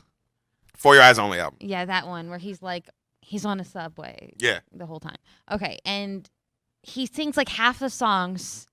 And then he pulled out. I knew we were in trouble when he pulled out a stool. And then he pulled out a stool. He pulled out a stool. I said, what's this for? And there's nothing What's the else on the stool for? stage, just the stool. Stool. He pulled out a stool. I was like, okay, that's He had a white towel. He pulled out a white towel. I said, Also, he didn't do any of this. Someone else set up the stool. huh. Oh, bro, that white towel. No, so was it funny? Was he funny? Did he say No, anything? he was, No. yo, Jay, I love you, J. Cole, but Damn. that's why people left. So many people Damn, walked out. he 'Cause walked- he finished- walked did, people. Yo, he He did like walked so 15. He many did He like people. walked people at his own? Bro, he did like 15 to 20 minutes. I'm not kidding. He did a tight 15. What It was was it about? 20 Was it minutes. topical or was it like... was about him It was about his life. and what he was going through. So it was about... Okay, so it's like a Bill Cosby kind of... Yeah, it was J. Cole's himself. Yes, J. That's what it He was sitting in a chair. Oh. So, He kept doing this thing that like You know, like when you're. Oh, like he's thinking? Yeah. Yeah, you know, Like he's like trying to, yeah. Bro, he really got inspired by Benji. Was he yelling? Was he like? Did he talk about? Yo, he's I yelling, was born prematurely. Was it? yelling about how baseball is like porn or some shit. Bro, shout out to Benji. But he was one of the nicest people to be at this place. Benji? Him, Tony really nice. Hinchcliffe. Tony's nice too. Tony's really nice. It's funny that people think he's like Everybody says Tony's an asshole, bro. Tony was nice as shit to me, he's nigga. super nice. He said he was gonna. But come see he's us nice to tonight. door guys. Yeah, Maybe that's it. I have seen him Yeah. getting people's ass, and that's pretty funny. Yeah, it is. But it has nothing to do with me, so I just watch. So I'm like, well, this ain't got nothing to do with me. But I'm watching him getting somebody's ass right now. Like, what It's is great. happening? Yeah. Yeah. the most starstruck I've ever been was Chappelle's fucking dope ass driver Tony, who's not his driver anymore, sadly. Yeah. Tony pulls in the lot. Chappelle's already upstairs, and he like pulls me to the window, and I was like, "Hey, what's up?" And he points to the back of the car, and just a voice from the back of the car. I don't even see her. She goes, "Hey, Hassan, I'm Erica Badou." And bro, that shit was like, that shit was like Oh, my Doctor God. Did you hear like Strange. R&B music? Like No, it was the softest. Yeah, it was bro. It was like you know when in Doctor Strange when you get pushed into the mirror dimension. That was like I was out of my body in a second. I've never ever imagined those words would be ever said to me. Hey Hassan, I'm Erica Badou, and it's actually Erica Badou. Damn, bro. Yeah. The most beautiful person I've seen here is probably John Hamm or Bradley Cooper. Bradley Or Cooper. Bradley Cooper. Or I got to walk one time. I got to walk Rosario Dawson was gonna say. from the parking lot to the belly room, and man, that was pretty nice. Rashida She was in Jones. top 5. She wasn't top five. Rashida. She wasn't top five. Man, I've seen some bad, sexy ass famous people, bro. Yeah. There's a lot of And famous people. and what about the people who aren't famous and they come to the store almost with a goal to show their titties? I'm sure we've all seen. Maybe Sam, you didn't work here enough, but I think one of the best parts about this place was late at night. If you hung out, you might see some weird shit, and somebody might show the pussy. Oh, like during a Dawn set? Oh yeah, Yeah. Especially Yeah. during a Dawn set. Well, I didn't Oh, see yeah. I didn't see. I saw way as far as sexual organs go. I saw way more men's. Oh, I saw a lot of- stage? I saw a lot of On stage? balls. Oh, Schizo's testicle? I saw a lot of schizo's Yeah. testicles. I've seen so much of that testicle. I've seen It was it. also the biggest testicle I've ever seen in my Yeah, life. it's worth seeing. It was, yeah. I definitely paid money, I paid once money to to see see it. it. Yeah, I've seen absolutely. I had all that door guy money, baby. Yeah. I've seen Don's junk, but not on purpose. Like, you know, he wears those shorts when he's on stage, and sometimes it's just, Oh, it's on purpose. yeah, I guess it is. He's Chevy chasing you. He knows you're looking, and he's right. He's right. You were looking. You know, I mean, fucking, that's crazy. Yeah, this fucking. Have I ever seen boobs here? Have you ever? You've never seen boobs here? Not here. Maybe. I've seen boobs. I've seen a lot more penis though. There's a lot of penis going around. Just in comedy, people want to. Have you Dicks, seen penises? dicks are funny. I've never seen a penis here. Never seen Damn. it. Wow, you got Damn, you saw got a lucky. I did see some balls, but saw some good no, balls. no penis. No You- penis, I mean, no did you boobs. even really work at the store if you I didn't see know. any It's like I penises? wasn't even here. Yeah. Well, Although I was on the human pyramid at the end of the night once. So, Hey, and there's bro. photographic proof of that. That's I never good. got on the human pyramid. What? No, you I did was the the human one on pyramid as top. well? They wouldn't let Yeah. me show my tits. that's how you do it. They what? They don't let you do that anymore. But Don's on the bottom, so if you do it, he's not gonna fucking know. You know what I mean? That's the best part. No, I remember the last one of the when I first started working here. Earl did like that Buffalo Bill thing he does. I've Where, never seen that. yeah, well, because after that it's like, oh, I gotta stop doing that. We can't show our penises anymore. That became like a thing. But do you remember that he would like tuck? Yeah, yeah. And then Yo, I had to see Earl. Earl, I had to see you do that shit so many times. yeah, and dog. he would tuck. God, I had to see you tuck your dick. He would tuck his dick, and you Yeah. wouldn't see it So the whole time, Yeah. except when he was finally done with the bit. He would turn around to go put on his clothes, and that's when you'd finally That's when see you his see his dick. dick. Yeah, when he's Which- out of character, That's Which is the classic. funniest. which is the funniest thing. way to show your penis. No! Yeah. Oh my God, Jeffrey Burners. I was just gonna say, Wait, what? I never saw that. got Do you remember fast. Jeffrey? You don't remember Jeffrey Burners' first set? Were you there? I What? wasn't there, but No, that's I all wasn't there. ever heard about. Okay. Tell the story. Yo, okay, so Jeffrey Burner gets passed. This is right before COVID, right? And we're having a game. That was a bad time. We should have all Yeah. known something was afoot. right. So what? Is Jeffrey here? Is that what No, you just know. sexy Oh, ladies hey, walking Jeffrey. by. Oh. Senorita. So Burner, you know, he signs up Fallout. He gets up, and this is the bit. The bit is, this is my impression of the world's laziest stripper, and he takes his zipper down and he pulls out his dick, and he just stands there, and he doesn't put it away until someone gives him $1. That's it. No dancing, no moving. He just stands there with his dick out until someone gives him money. One of the funniest Wait, bits this I've was ever what seen. he did to. This was a showcase set. This was his first. This was how he got passed, dude. No. This- his first ever. Was literally how he got on the road with Mark Barrett. Yeah. Mark Maron. Mark Maron saw this bit and said, "I need this opening for me now, so I mean- can go up and yell later." He did it like several times too. It wasn't just that one set. He did it like 3 or 4 times that week. I never saw this. He only did it Damn. when a few people weren't in the room. Is he there? It's Jeffrey Barrett. No.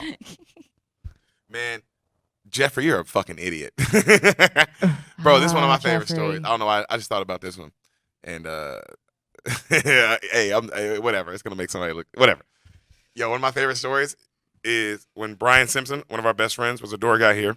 He was working at this front patio right out Oh, I there. love this story. Oh, he's good. And he's working the front patio. In the front patio, you have to check everyone's ID. Everyone's. That's your job. All you got to do is check it. Like that's it, right? You know, you just check their IDs. That's all. That's all it is. So Brian's working the front patio, and Eliza Schlesinger walks up, and she goes to walk by him, and Brian's like, "I need your ID," and she's like, "I'm a comedian," you know. And Brian goes, "Well, like, hey, well, I still." He doesn't know who she is. He's like, "Hey, I still need your ID. Like, I got to check everybody's ID." And she's like, "My name's on the marquee." And then Brian goes, "Well, is your fucking face on the marquee?" Woo! Bro, that's one of my favorite stories of all time, dog. I just love the smoke. What was her response? Oh, she went and told on him. She was very mad. Yeah, But, she was very white lady about it. but that's her prerogative to be a Oh, white she lady pulled a about Karen? white stuff, which is Yeah. white. Yeah, that's true. She did pull a Karen. White people. Yay. Robots in disguise. But speaking of Jeffrey Burner, and I think, Matt Lockwood and you guys, it's something also, I think, when we talk about the store, we have to mention San Diego. Oh, San Diego. Because That's how it all like started. a bunch of people. You better preach to him. Our whole You better tell these Back. motherfuckers something. our whole crew. Now you're talking to him. It's Now just you're funny. talking. I remember going down to I'm gonna San pull him out. I'm Diego. gonna pull up some history. You go ahead. No, keep talking. I'm gonna pull up some history while you talk. I remember going down and doing Madhouse, and people knew about San Diego, but they hadn't really. They were like, "I'm not gonna drive." I would tell people about San Diego, and they'd be like, "I'm not gonna drive down there," But comedy was happening. Comedy was available. It was people. You guys know. I met you guys. That's how we became cool. I started going down because of La Jolla. They sent me down my first La Jolla gig, and I want to know you guys' first. Well, if you did La Jolla, right? Yeah. Okay, yeah. Mine was with Argus Hamilton, Fahim, and Esther. That's so fun. Mine was with future president Ben Glebe. Nice. That's who mine was with. Mine was with Darren Carter, the party starter. Oh, That was my first La Jolla, yeah. But I got to meet Rick Glassman on my first La Jolla weekend, so that was dope. He was featuring, Yeah, so that was nice. that's awesome. But I got into a huge argument with Ben Glebe at the end of the night because I was like, he told me he's gonna be president. I said, "Nigga, no, you're not." No, And he was no, dead. you He did was- not tell him Bro, I that had he to wasn't look going him to in be his eye. president. I said, "Bro, I'm gonna be a dream crusher tonight." But I don't give a fuck if you are the headliner, bro. You look at me. I said, look at me. You will fucking never be the president, bro. Ever. Well, Trump is the president. He's better than you. That's what I said. Hey, bro, I don't know if you know Trump is better than you. Yeah, I don't he know is. if you know that. What do you mean? I'm not saying he's better than you, though. You have to know that, right? Yo, this is my biggest little point. bit, a My little nigga, bit. you can't sell out a La Jolla weekend. How the fuck are you gonna beat Trump Donald could sell out a La You Jolla don't think weekend. Trump can do a couple weekends? Trump with Trump Joe could do a Coy some couple- La Jolla weekends, bro. He can pull a Joe Coy. 16 shows. Yeah. Trump could run. He'd have a nice run, like a Radio City Hall run. Yeah, a Dave Chappelle Yeah, level run, he- bro. yeah. You gonna be A president? John Mulaney run. Oh, fucking. So, Man, you hurt his feelings. Oh, bro, he did not like me. Yeah, he but told, he wait, told so Emily. did He you do told this? Emily. So did you still have shows with Yeah, him we still after? had one more night of shows. So you did this like the first show on Friday, on Thursday. This was on Thursday night.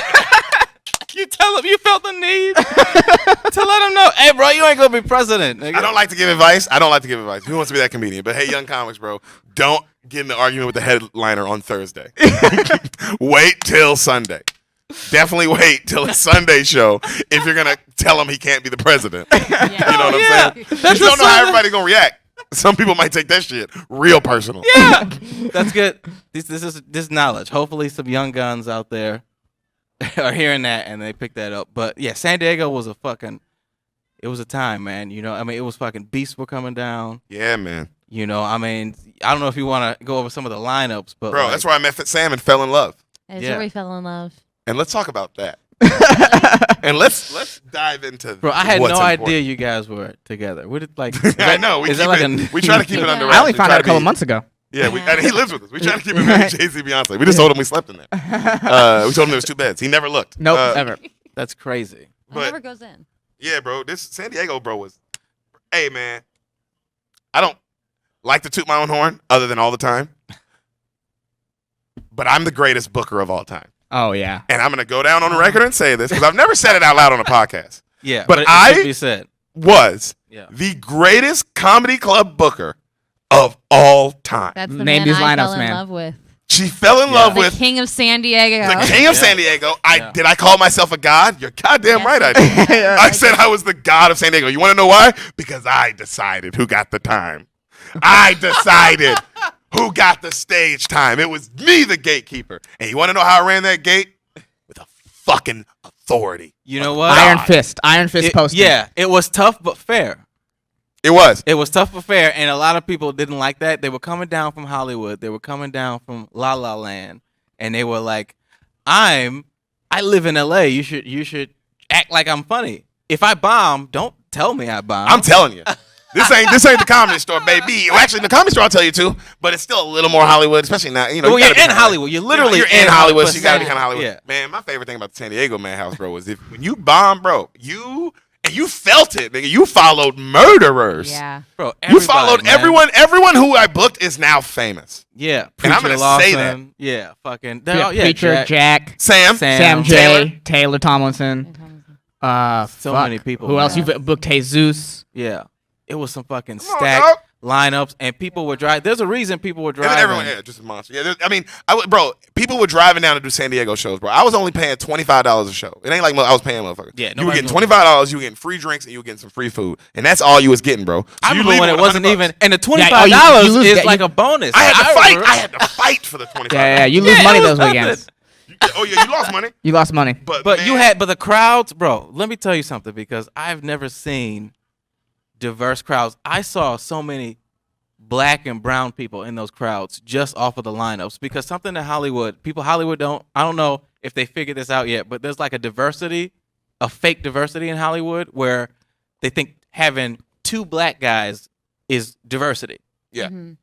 But no, real comedy, it doesn't matter what color you are. You had and I hope you'll go over some of the lineups, because you Bro. had fucking black women following Asian man, following a gay, trans robot, following a bar stool. Hassan, Trey, Nicole Amy Schreiber, Kimry Davis, who is on a TV show now. Yep. Ron Taylor, Eric Knowles, Preacher Lawson, who's fucking Preacher Lawson, Killing and it. Paul Ogata, bro. That's one motherfucking lineup, bro. Those are motherfucking murderers, Crazy. man.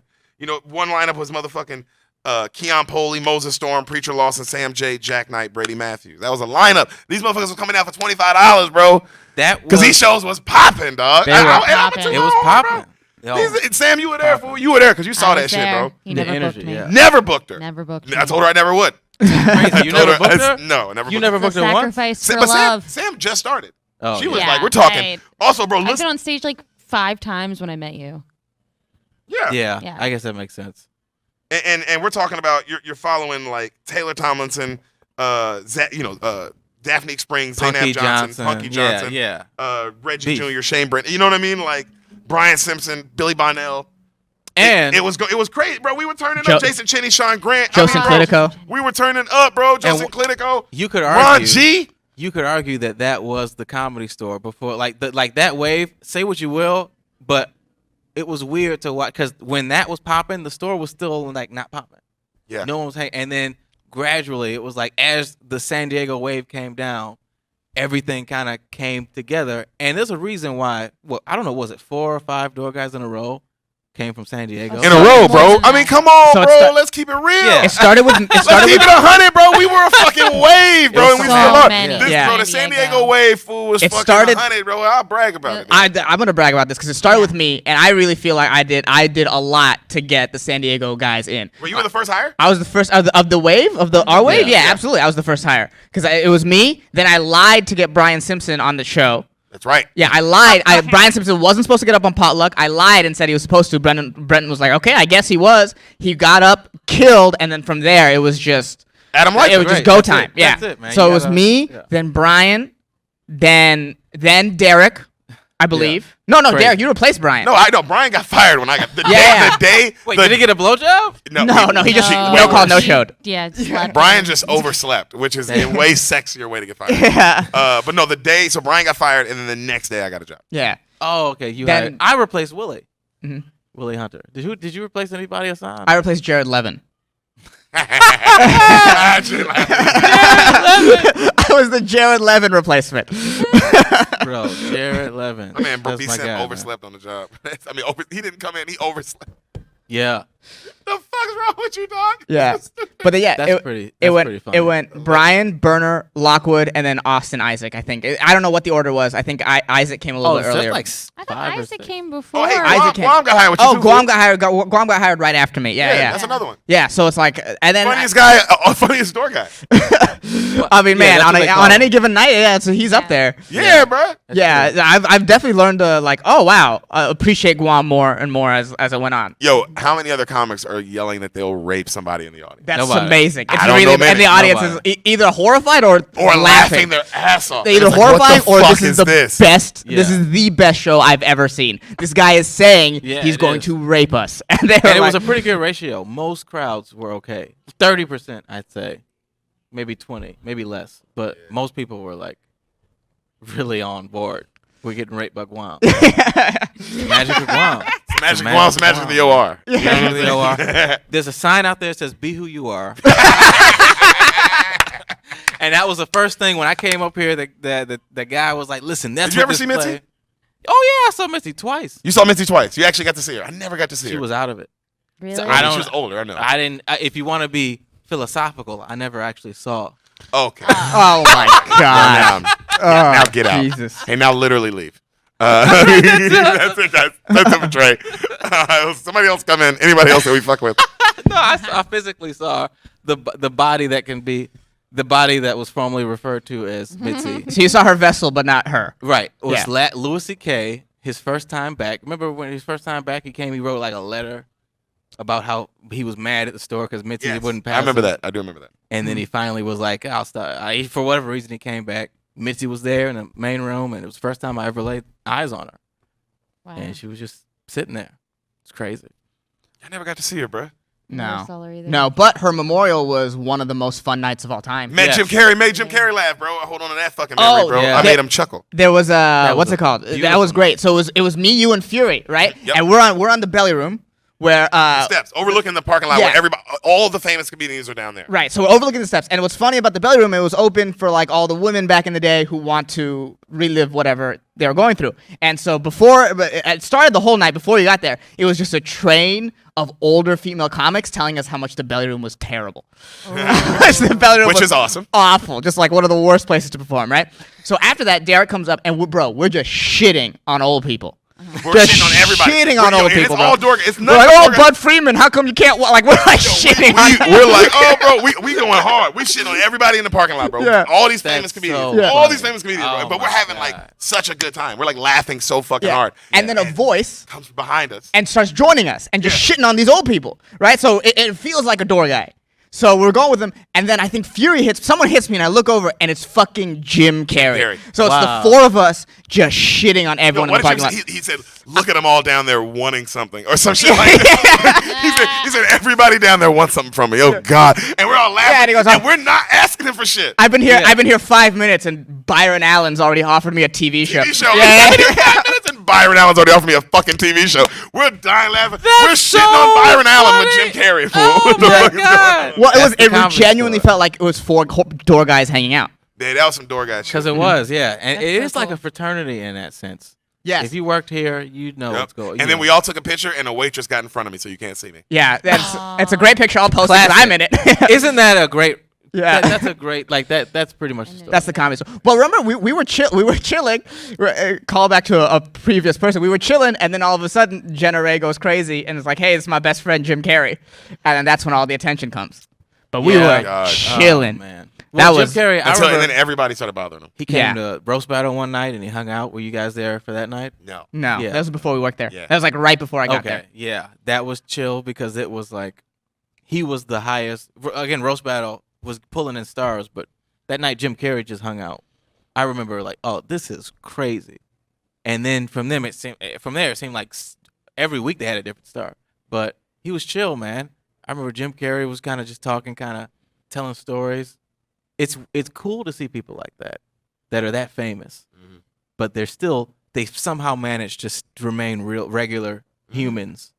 Or in like that the sense. energy thing. You were there when Shia LaBeouf came out to me, and he came up with the energy of "I'm not Shia LaBeouf," so I got really confused, and I was like, "There's no way." Yo, This is Shia LaBeouf walks up and he goes, "Hey, he doesn't go. This is what he says. He goes, hey, so I'm trying to get in this show. My dad used to be a comic here, and I'm looking at him like, nigga, you were in Transformers, Right, right. But I don't give Wait, his dad used to be his comic. Who's his dad? and who gives a fuck? his dad was just some random comic, Was it some- Argus Hamilton? Yeah, The no. sentence should start with, "Hey, I'm friends with Bumblebee." As Yeah, you know. right. As So- you know. So he's walking up, and I'm like, I think that's Shia LaBeouf, and he hits me with that, and I was like, I guess he's not Shia LaBeouf. I guess he's just some because he was asking me like, oh, can you please get like he couldn't just get in anywhere, and I was like, I guess I was really confused. Rob Schneider also did that to me. He came up with some like energy of some guy who was begging to get in. You know what I mean? Like some guy who was like, oh, and I was like, no, man, you can't go. And then I was like, oh wait, I said to his face, I was like, oh, you're Rob Schneider, and he was Bro. like, yeah, and I was like, why didn't you just walk by me? Well, it's nice. He just went. He just did his thing. It's nice, man. He's chill. It's nice when people are chill and just regular. But it's so funny. What about him? Oh, Mike said Martin Scorsese in the back. Martin Scorsese was so chill, he got sent to the back of the long line in the main room because Hassani, the security guy, had no idea who Martin Scorsese was. Here's what's funny. So Hassani, the security guard, sends Martin Scorsese to the back of the main room, like so behind 400 people. The rest of the night, people come up to me like, bro, I can't believe you sent Martin Scorsese to the back of the main room. That's how I learned he was here, because everyone was coming up to me, and I was like, what are you talking about? I'm working in the OR. But he actually went. Yeah. He went to the. That says a lot. That is cool. Mm-hmm. The nigga could have been like, Certain people. Yeah, I'd have been like, have you seen the fucking Departed, bro? Get the fuck out of my face. oh, I would have at least been talking shit in the line. I'd have been I'd like, have this been is like, fucking can you believe bullshit. this shit? Can you believe this? To my bitch, I'd be like, yo, this usually never happens. Let me say this. Right. This usually never happens. He calls his manager. Yo, we gotta make some moves. Do I have to fire you? He fires his manager. I can't get into the goddamn main room. The hell is going on, man? Some of them are real chill. The Queen of Dragons in the middle of the Game of Thrones run just was chilling. She waited in line. I ID'd her, and I had until I saw the ID. I was like, oh fuck, you waited behind 200 people to get into the main room, That's weird. and she was just gonna sit wherever we put her. That's weird. Yeah. I had to go like, hey, save a seat for her. But if we didn't, she'd just be in a row of 10 people just chilling with everyone else. That's fucking. I don't trust that. I really don't trust I it. think that's so nice. You think so, baby? I don't like it. I don't like it either. If Won't you're trust fucking that. famous, you're better than me, and you better act like it. You know what I mean? Like fucking. While we playing games, Man, bro. This fucking place. Let's burn it to the ground. let's burn it. Yeah. Yeah, I think we should. So I got That's how some. it ends. we If pull out can't some be here, gasoline. no one can be here. Yo, if I can't be here, no one can be here, bro. This is bullshit, bro. I'm leaving. Yeah. We're leaving. Yes. Fuck, leaving. man. Yeah, you guys are Yeah. going to fucking Maine. Man, me and Sam are going to Maine, bro. Your boy's heading to Maine, so Yeah. don't stop asking me. I'm going to Maine, bro. I'm a fish. I'm Yeah. fishing, dog. That's all I'm Okay. doing now. I'm not doing comedy no You're more. just fishing. I'm just fucking fishing. bro. going I'm fishing. out. Well, you know what? That was always your brand, bro. I'm going fishing And now. I'm gonna give you some props for fucking. Staying on brand, Staying bro. on I'm retiring, baby. Yo, your boy's out. This is the last time you'll ever see me. I'm not doing any more podcasts. This is it. Going fishing. I'm man. going. I'm gonna go to Maine and I'm gonna fish, and that's it, dog. And that's it. I'm gonna get married. I'm gonna find me a wife. Sam, what are you gonna do? What are you gonna I do, guess man? I'm gonna find me a husband. Yeah. I don't know. And Hassan, you're going to. I'm going back home to the Bay, man, chilling with my family, and then I just sort of play it by ear. I mean, not what the fuck is going on even, like what is actually going on? No one knows. Yeah. And it's nice to be in the store and like, hey, I'm talking and I'm like, but it's like we were standing on stage in the OR yeah. before right we got over there, here, right there. and it was like, damn, Right dude, there, man. I miss this. I miss this. You know what? Because it's not bad. I've hung here too since it's open because of COVID. But like, it's like the little things of like, I can't, like, we get to sit at a table and like, there's like COVID rules we have to follow. Yeah. And it's just like, I miss just standing up and chilling against the back wall in the OR or the OR hallway, and just like talking to people there, or saying hi to like, oh man, I haven't seen you in a couple weeks, and you say hi to people. Like it is like a little bit like, damn, leaving this place is like leaving home. Leaving the store is like leaving home a little bit. It feels like college again. I do miss popping into a room and like, my favorite thing would just be popping into a room and like, you just watch like Eddie Pepitone. Yeah, like for like 15 minutes. Yeah, you catch somebody you're not even like thinking about, fool, and it's the funniest shit you've ever seen, bro. I remember one time walking around with my brother at this bitch, and I took him upstairs, and it just so happened to be Eddie Pepitone and Todd Glass doing a podcast, and we watched like 45 minutes of it, bro, and it was like the funniest shit ever. And it was just a random fucking thing. Random thing, but it was just like, damn, bro, that's what I love about this place is you walking around, and you see motherfuckers having sets and you like them, you don't like them, you like this joke, you don't like that, but you know, you're just in the game, bro. That's what I love. I just like that the comedy's constant, bro. Like I never understood the people that would be outside all day. Like the people who were just on the patio and in the back smoking all day. It was a different. I never understand you. They were playing a different game. If you come to the Comedy Store to hang out, you're playing a game that you can win. We've seen people win by just hanging out. Yeah, that's true. So it's a different thing. You're networking, and that's a different skill set. I mean, we know. I don't know if we want to name any names, but I like just. But man, it's better when I think ain't it's nothing better than when bro just walking around and just fucking. Man, you feel like you in that like the University of Alabama and you're a college football player, bro. You like this is the best fucking place. What up, girl? Yeah. Hey, ladies. Later. Bye. Go enjoy LA. What are they gonna do? go sit outside at another Are place. you gonna just go sit outside at another place? That's a dick. Yeah, man, they better be going. Y'all better be going to get some dick. Cause goddamn it, y'all. Hey, y'all hear me? Y'all better be getting some dick, Man, motherfuckers. fucking women. Can you believe them? Man, but yeah, bro, I miss that shit, bro. I miss fucking just bouncing around the rooms, man. But that's checking only shit. like real. Well, there's a difference, and you've seen it at the store. If you've spent any amount of time here, you'll see two types of people. You know what I mean? You'll see people who are comedians who actually love comedy and they want to get better at it, and then you'll see people who kind of see an opportunity to be a part of a community, and they might even be decent people, so they see a chance for a successful career because comedy actually has nothing to do with how funny you are or how talented. Sometimes. So a lot of the time. Sometimes. Sometimes? I'm not gonna say all the time. A lot of the time, bro. I think some of those people believe that their personality is the thing that they're cultivating on stage. So when they're networking, they're doing the same thing. I'm going to assume that's what they think. But I think but then that's, even the focus of that isn't to get better at doing comedy, which it's kind of like, that's what I'm saying. It's like your goal isn't to get better at comedy. My goal is to get better at comedy. Your goal, I feel like everybody sitting here and all of our friends, we are all trying to get better at comedy. That's the active goal. Yeah. And that's not everybody's goal. And when I realized that, it kind of helped me not to be mad so much. You know, when I see people, it was like, this motherfucker. Although I'll be honest, man, I won't say any names, but I've seen some grade A networking. Oh my God, yeah. I've seen some networking that I'm like, God damn, this nigga fucking, he did that shit. Man, my favorite thing working here is watching famous people still networking. It's like, look at this nigga It still never going. stops. They don't stop, bro. You're already a millionaire. Jim Carrey got offered what? A TV show, and it's just like, dude, just back off. We're all rich. Right. Yeah. Remember at fucking Sammy Shorer's memorial at the Laugh Factory, people were handing out business cards. Yeah, people were handing out that's business icky. cards. It's like, oh, dude, this is a memorial for a guy who like is instrumental to the comedy scene here in LA. Yeah. Like he's so show a little bit of respect. Brody's But was like that too. Brody's was. Like Oh that. my God, bro. The motherfucking Brody memorial, bro. How many of y'all motherfuckers went on stage and And told did what? just They did just your told set, their dude. Jokes. Wait Just a minute. going on stage talking about Tinder. Nigga, this is a memorial. And so they're supposed to get. So wait a minute. Explain it to people that I don't know if everybody knows. So they have. But I guess that's what a Brody memorial should be, bro. It should be a bunch of people on stage. It was all people Like, we've that's not the most seen doing on the this store set? before. So basically, Sam Tripoli holds a Brody Stevens memorial show. Right, this is like the week after he dies. Right, He gives anyone who signs up gets 3 to 5 minutes.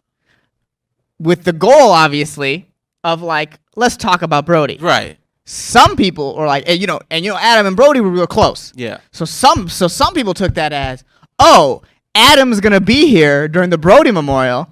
I never get put up on potluck. Oh. So this is my chance. This is my shot. For Adam to see me. And Brody.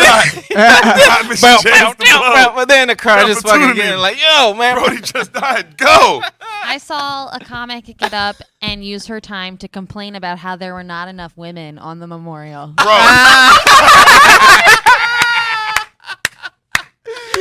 Who the fuck? Yo, there's not enough women on this memorial. I just want to lineup. say, that's not. You guys should be ashamed of yourself.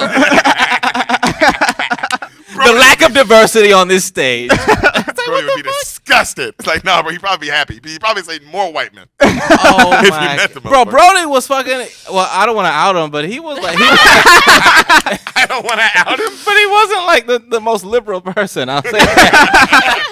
I'll say Because he this. used to, but he used to. That's what he used to give me rides home. No. Yeah, I was working. I didn't have a car. It was before Uber, nigga. Where it was like, damn, I'm fucking here. And like for months, I relied on Brody, Ian Edwards, people like that. Jesus. That's Hassan's arch enemy. Ian Edwards Dun, dun, is Hassan's arch enemy. Me and Ian, when it comes to that parking lot, we did not see eye to eye. I'll tell you that right now. Me and Ian, and was it because I crashed into his car the first time I ever worked a lot? I'm saying that's a possibility, you know? But hey, Ian, give me your fucking keys, huh? Oh, Ian! Hey, Ian Edwards, Bro, open this motherfucker back up, nigga. Give your keys. Yeah. All you comics, bro. Ryan, I'm going to name names. Ryan O'Neal. Ian Edwards, Dean Del Rey, you're not famous enough to keep your motherfucking keys. None of you. Or you know why Rogan keeps his keys? He also tips $100. You gotta tip $100. I love the comics who come and be like, oh, so this is Rogan's spot, huh? Yeah, it's his fucking spot, you broke ass motherfucker. You can't tip $100. Oh, so you gonna give it to the guy that pays your rent? I'm talking about niggas coming up like David Spade, like, so Rogan gets a spot. Yeah, he gets a spot, Spade.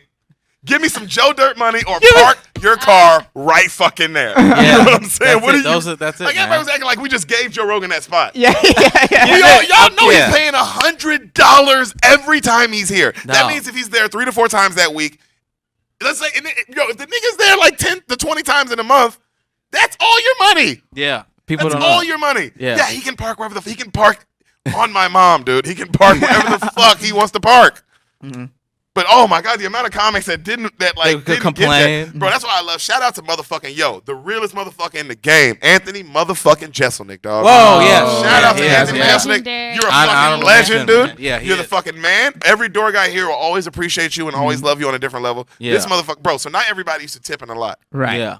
Not everybody used to tip in the parking lot, bro. That wasn't the thing. And I believe he was talking to Fury that night, He's right? talking to Stephen Fury. Shout out to Fury. Our boy fucking saved the day, bro. Yeah. Fury let him know, like, hey, bro, like, thank you for tipping. Not everybody tips. And he was like, who don't tip? And Fury was like, nigga, all these niggas don't tip. What you mean? It's you and Rogan. Yeah, that's crazy. You know what I'm saying? Like some of them tip, but like There's a lot not of people tip. a lot. But he was saying but at that moment in time, it was a very good No. 50-50. Yeah. A lot of who big tipped. comics did not tip. A lot at of the time. could you super not- famous motherfuckers did not could- tip, bro. How does that even work?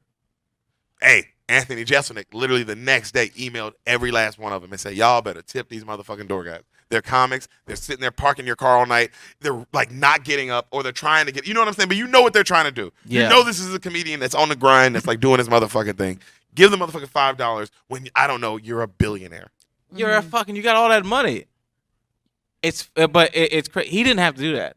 You didn't have That's to do crazy that Anthony did that. I mean, I mean, he looked out for us. Anthony, I would say Anthony and Joe were the two biggest pro door guy, like big dudes. Oh, man. Also, and they weren't door guys. Robert William Approval. And they, Because there's good a point. lot They of weren't door guys. They weren't guys door who are guys. pro door guy, and No. because you don't want to forget them, because all the past door guys always are good to the door guys. Oh, man. and the Hinchcliffe. staff. Yeah, stuff like that. Yeah, like everybody. If you But- worked here, yeah, that makes sense. But those two guys, they were never door guys, and they like always cared about. Everybody. But they get it. That's Yeah, how it they works. That's get how it. life is supposed to work.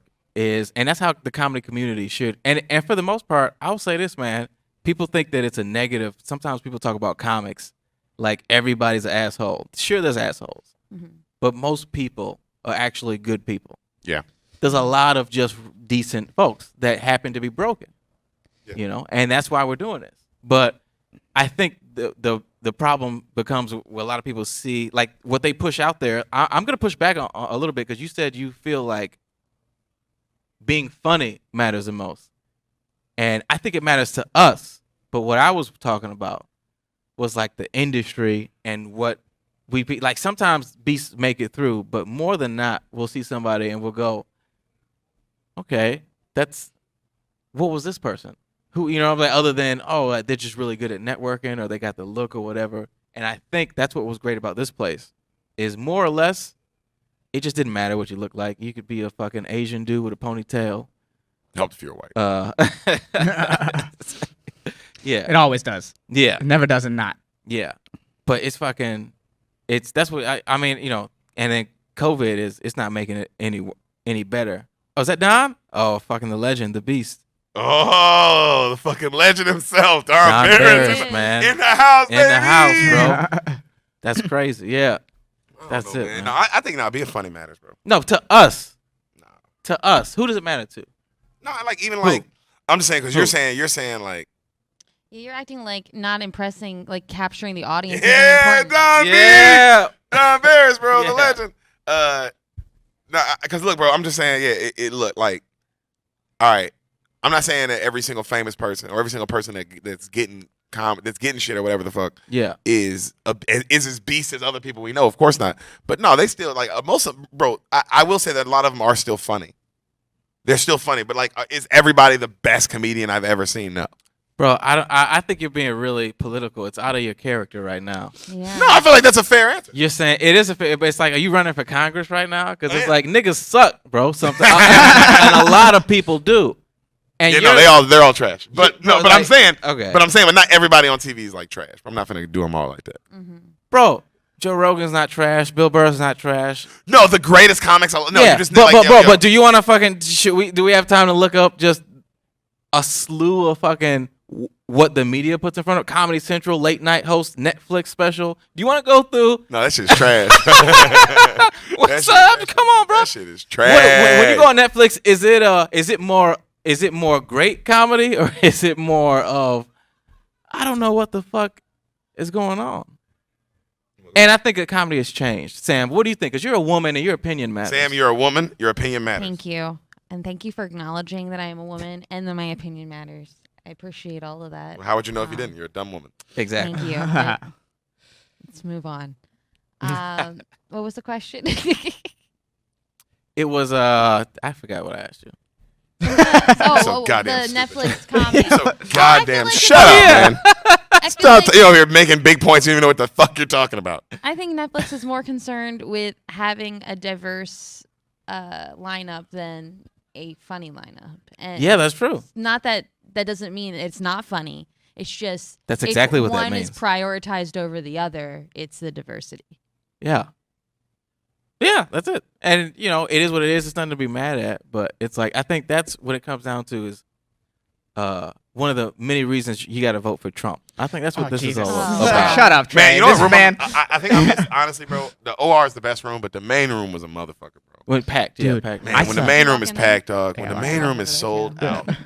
When that main room is sold out. Oh, it was man. jumping. We'll Yo, talk about each room, but Belly room was hype too. Speaking of- Each room was Has it's a different it's thing. fucking Dude. magic, bro. Speaking of lot stories, bro, Jeffrey Burner Oh. once went up. He pulled his dick out a lot. No, bro. He went up in front of the sold out main room, right? Yeah. Michael Rappaport had just gone up. He had just left. Jeffrey's working a lot. Jeffrey's entire set is about how Michael Rappaport doesn't tip. Whoa. Like he would be like, "Hey, you guys saw Michael Rappaport, huh? Doesn't tip in the lot." Oh, you mean his whole set? Wait, did he mention it in the beginning and move on? No. And then he would like tell a joke, and then he would bring it back to like, he's been in this movie, he's been in this movie, he's been in this movie. Oh my god, Jeffrey, you're a fucking savage. That's great. That's really Damn, funny. bro. Yeah, I like the people getting on people for not tipping. That shit's so funny. That's incredible to Everyone do here's it on rich, bro. stage. Hey, Frank Ocean, bro. We'll never forget. You don't tip. You didn't tip in a lot. and you fucking walked out of your bill. That he walked out. He didn't even pay his I'm bill? thinking about that, Frank. That's what I'm thinking about. I'm thinking about you, okay? I'm thinking about you, brother, and how you don't fucking pay the bill sometimes. Damn. He did it on the Chris Rock night. He did, and he had like 2 cars in the lot. Yeah. Dude, anybody who pulled, hey, Martin Lawrence, you're a legend. We all love Big Mama's house. You're the fucking GOAT. You need 1 car. That's so funny.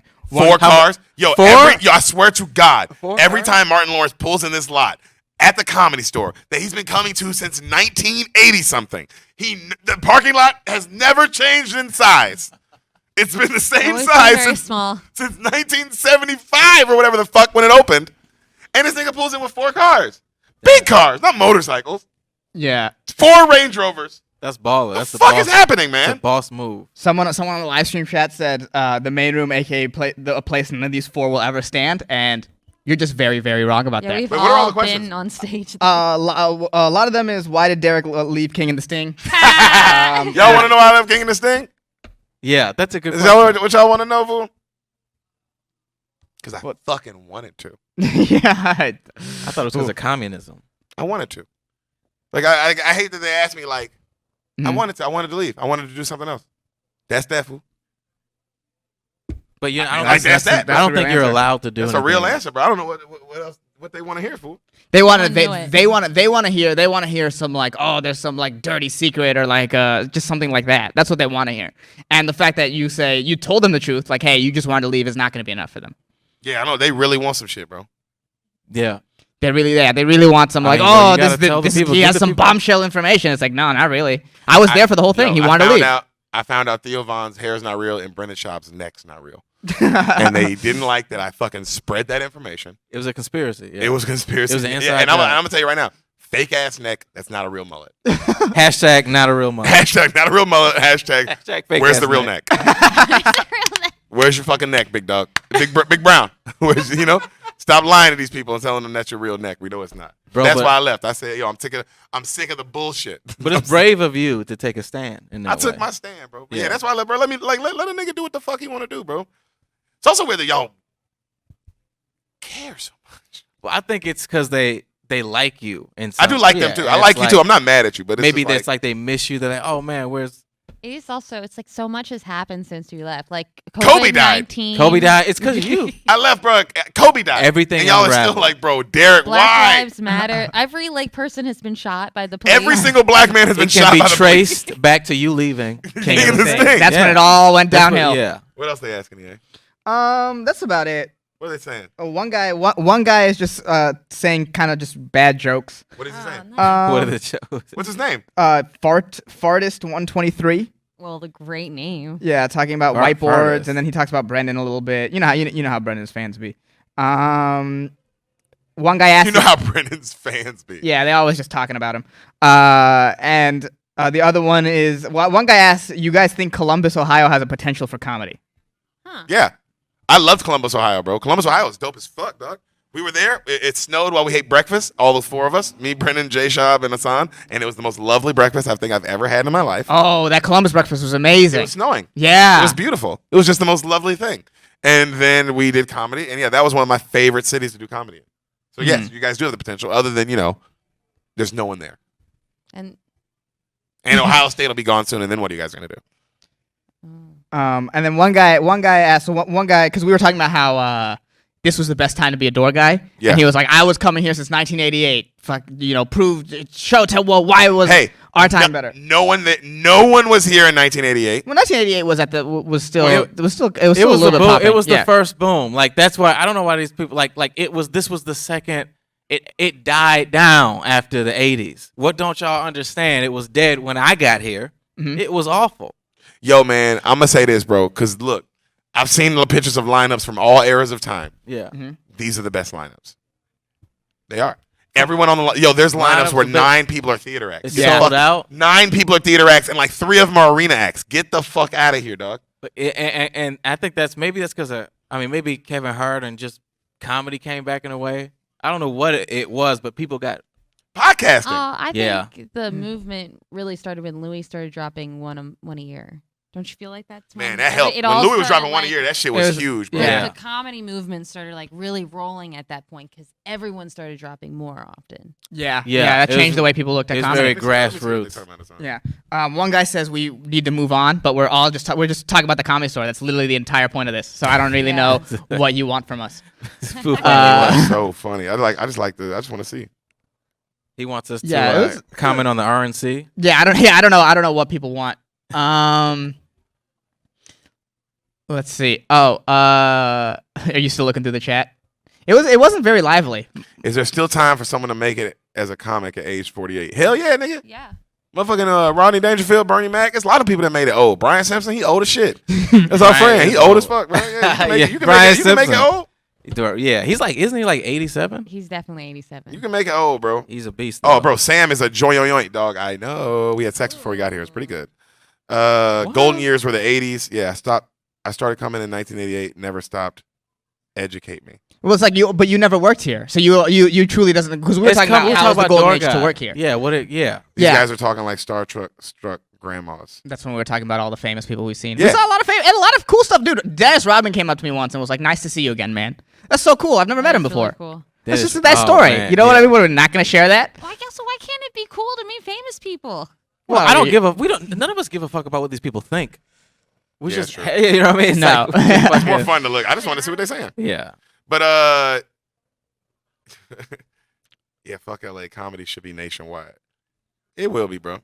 I mean, I don't know what's gonna happen, dog. Yeah. The fact that this motherfucking place ain't open, it's like Yeah. that's all you needed. That's all that needs to be said, bro. Yeah. This place ain't open, fool. This is it. This is it, bro. You don't get no higher than this. It don't get no higher than this, bro. This is motherfucking. This is the Lakers, nigga. This is it. This is This the is the This is mountaintop. the mountaintop. But comedy And it now, ain't open. It's underground now. Now it's not gonna be. There can be no Comedy Store really. In this day and age, it's all backyard shows. It's all fucking speakeasies. Hell yeah. But that's what I'm gonna be doing in Maine, bro. Yeah. Come see your boy fishing. Gone fishing. Gone fishing, doing backyard shows, chilling my motherfucking balls off, son. That's it, We're man. gonna watch the leaves change. Yep. I'm watching motherfucking leaves change on y'all bitch ass niggas, fool. That's That's the hardest. crazy, That's man. the hardest shit a comedian can do, dog. Go watch the leaves change. Come on, bro. Have experiences, man. It's just it's been shitty, just like being in the city and just pretty much stuck at home, Yeah. and just like, man, I can't go up. I can't like fucking, I The can't. whole reason for being here, like we all moved here specifically for stand up. Right, yeah. It's really frustrating feeling right now. Has comedy become more competitive or less competitive since COVID? I don't know. You know what? Definitely. It hasn't. I don't know yet, but that answer will come soon. Mhm. Right now, that's how I feel right now. It's like, nigga, I don't know. I mean, it's less people are doing it. So just from a literal.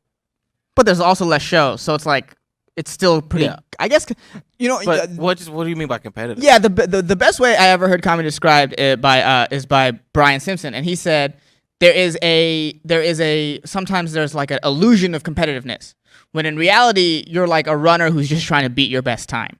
So it's Yeah. like you can be caught up in like the race that everyone else is running, but if you just run your own race, eventually you'll just become really good, and just worry about eyes on your own paper. Yeah. Yeah, but it is nice to have. Well, I did at one point feel like, man, there's just too many bodies doing comedy, and hopefully this COVID solved it. Maybe they gave up on their dreams. Maybe they're dead. Either way, I mean, it's definitely there's gonna be hurt. there's gonna be less of the casual sort of comedian now. Because you can't just casually do this anymore. It's not a community thing. I noticed a lot of people did comedy because they didn't have any friends, and so now that you can't physically get together, that's gone. They didn't actually give a fuck about the art of it. They getting better at it. They were just like, oh yeah, I'm hanging out with my friends. We're all laughing, showing each other our penises. Well, yeah. We're having a good I time. remember starting out. Let me show you dick a little bit, man, bro. That shit was, bro. This was the best club though, bro. This was the fucking best club, man. Was? I've been to every club too. Or is. This is, bro. This is the number one club. It's the best. We've club. been to me and What about me and Sly got a Flappers? whole year. Well, I mean, hey, let me what tell you about something. About the Flappers? Yoo-Hoo Room is something else.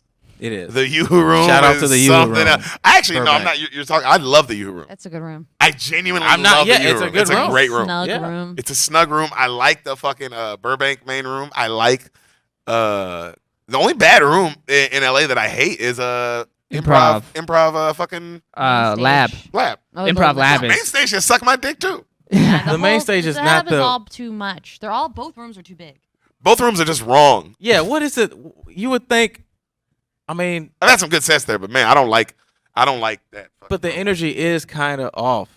Everybody feels like they got a collared shirt on. Well, the problem is that Yeah. they're not facing the stage, right? It's like the natural seating arrangement is towards They're each other facing and not each the other, stage. yeah. Yeah. You Yeah. got to look at the. And all that, especially like seating a room, it's like all those small things matter. It's like where they're facing matters. The energy you greet them at the door matters. If the guy up front in the patio is having a bad day, that can color everyone's first experience when they come in, and that sort of takes the energy of the like. It's really crazy, like what you see, like what really goes on in a comedy show, and what you really need to make it good. You don't need a Yeah. lot, but all that little stuff matters. Where it's facing, how like the tighter they're packed, the better the show. Yeah. Like Yeah. all that sort of things, like they matter a A lot. lot of motherfuckers not know that shit. The tighter the pack, the closer they are, the darker the lights are. It's fucking like so.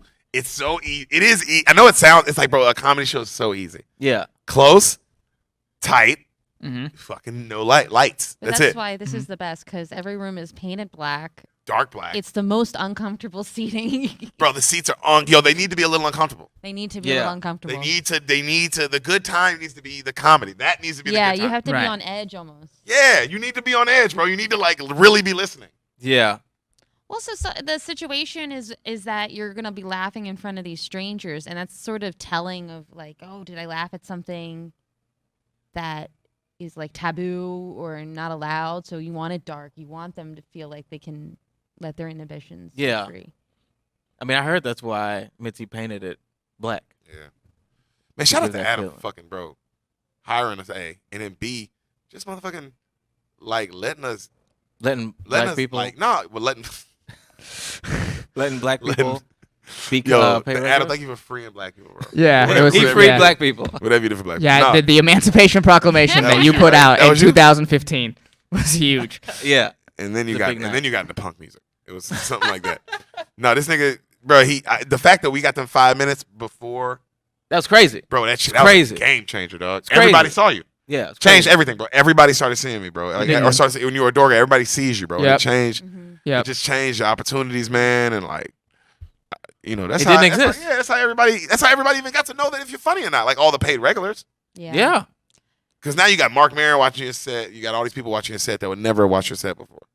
Also A just game like- changer. Yeah, Game just changer. to know who you Yeah. are. It's like, oh, I recognize his face. I want to see what they do. Exactly. Like, oh, this motherfucker parks my car. Let me. Also, a lot of times, like a motherfucker, they'll stop and watch you just because you're like, oh, this guy parks my car. Or this guy, like, I've seen this guy You've seen him around. with the shirt on. Let me see what he does on stage.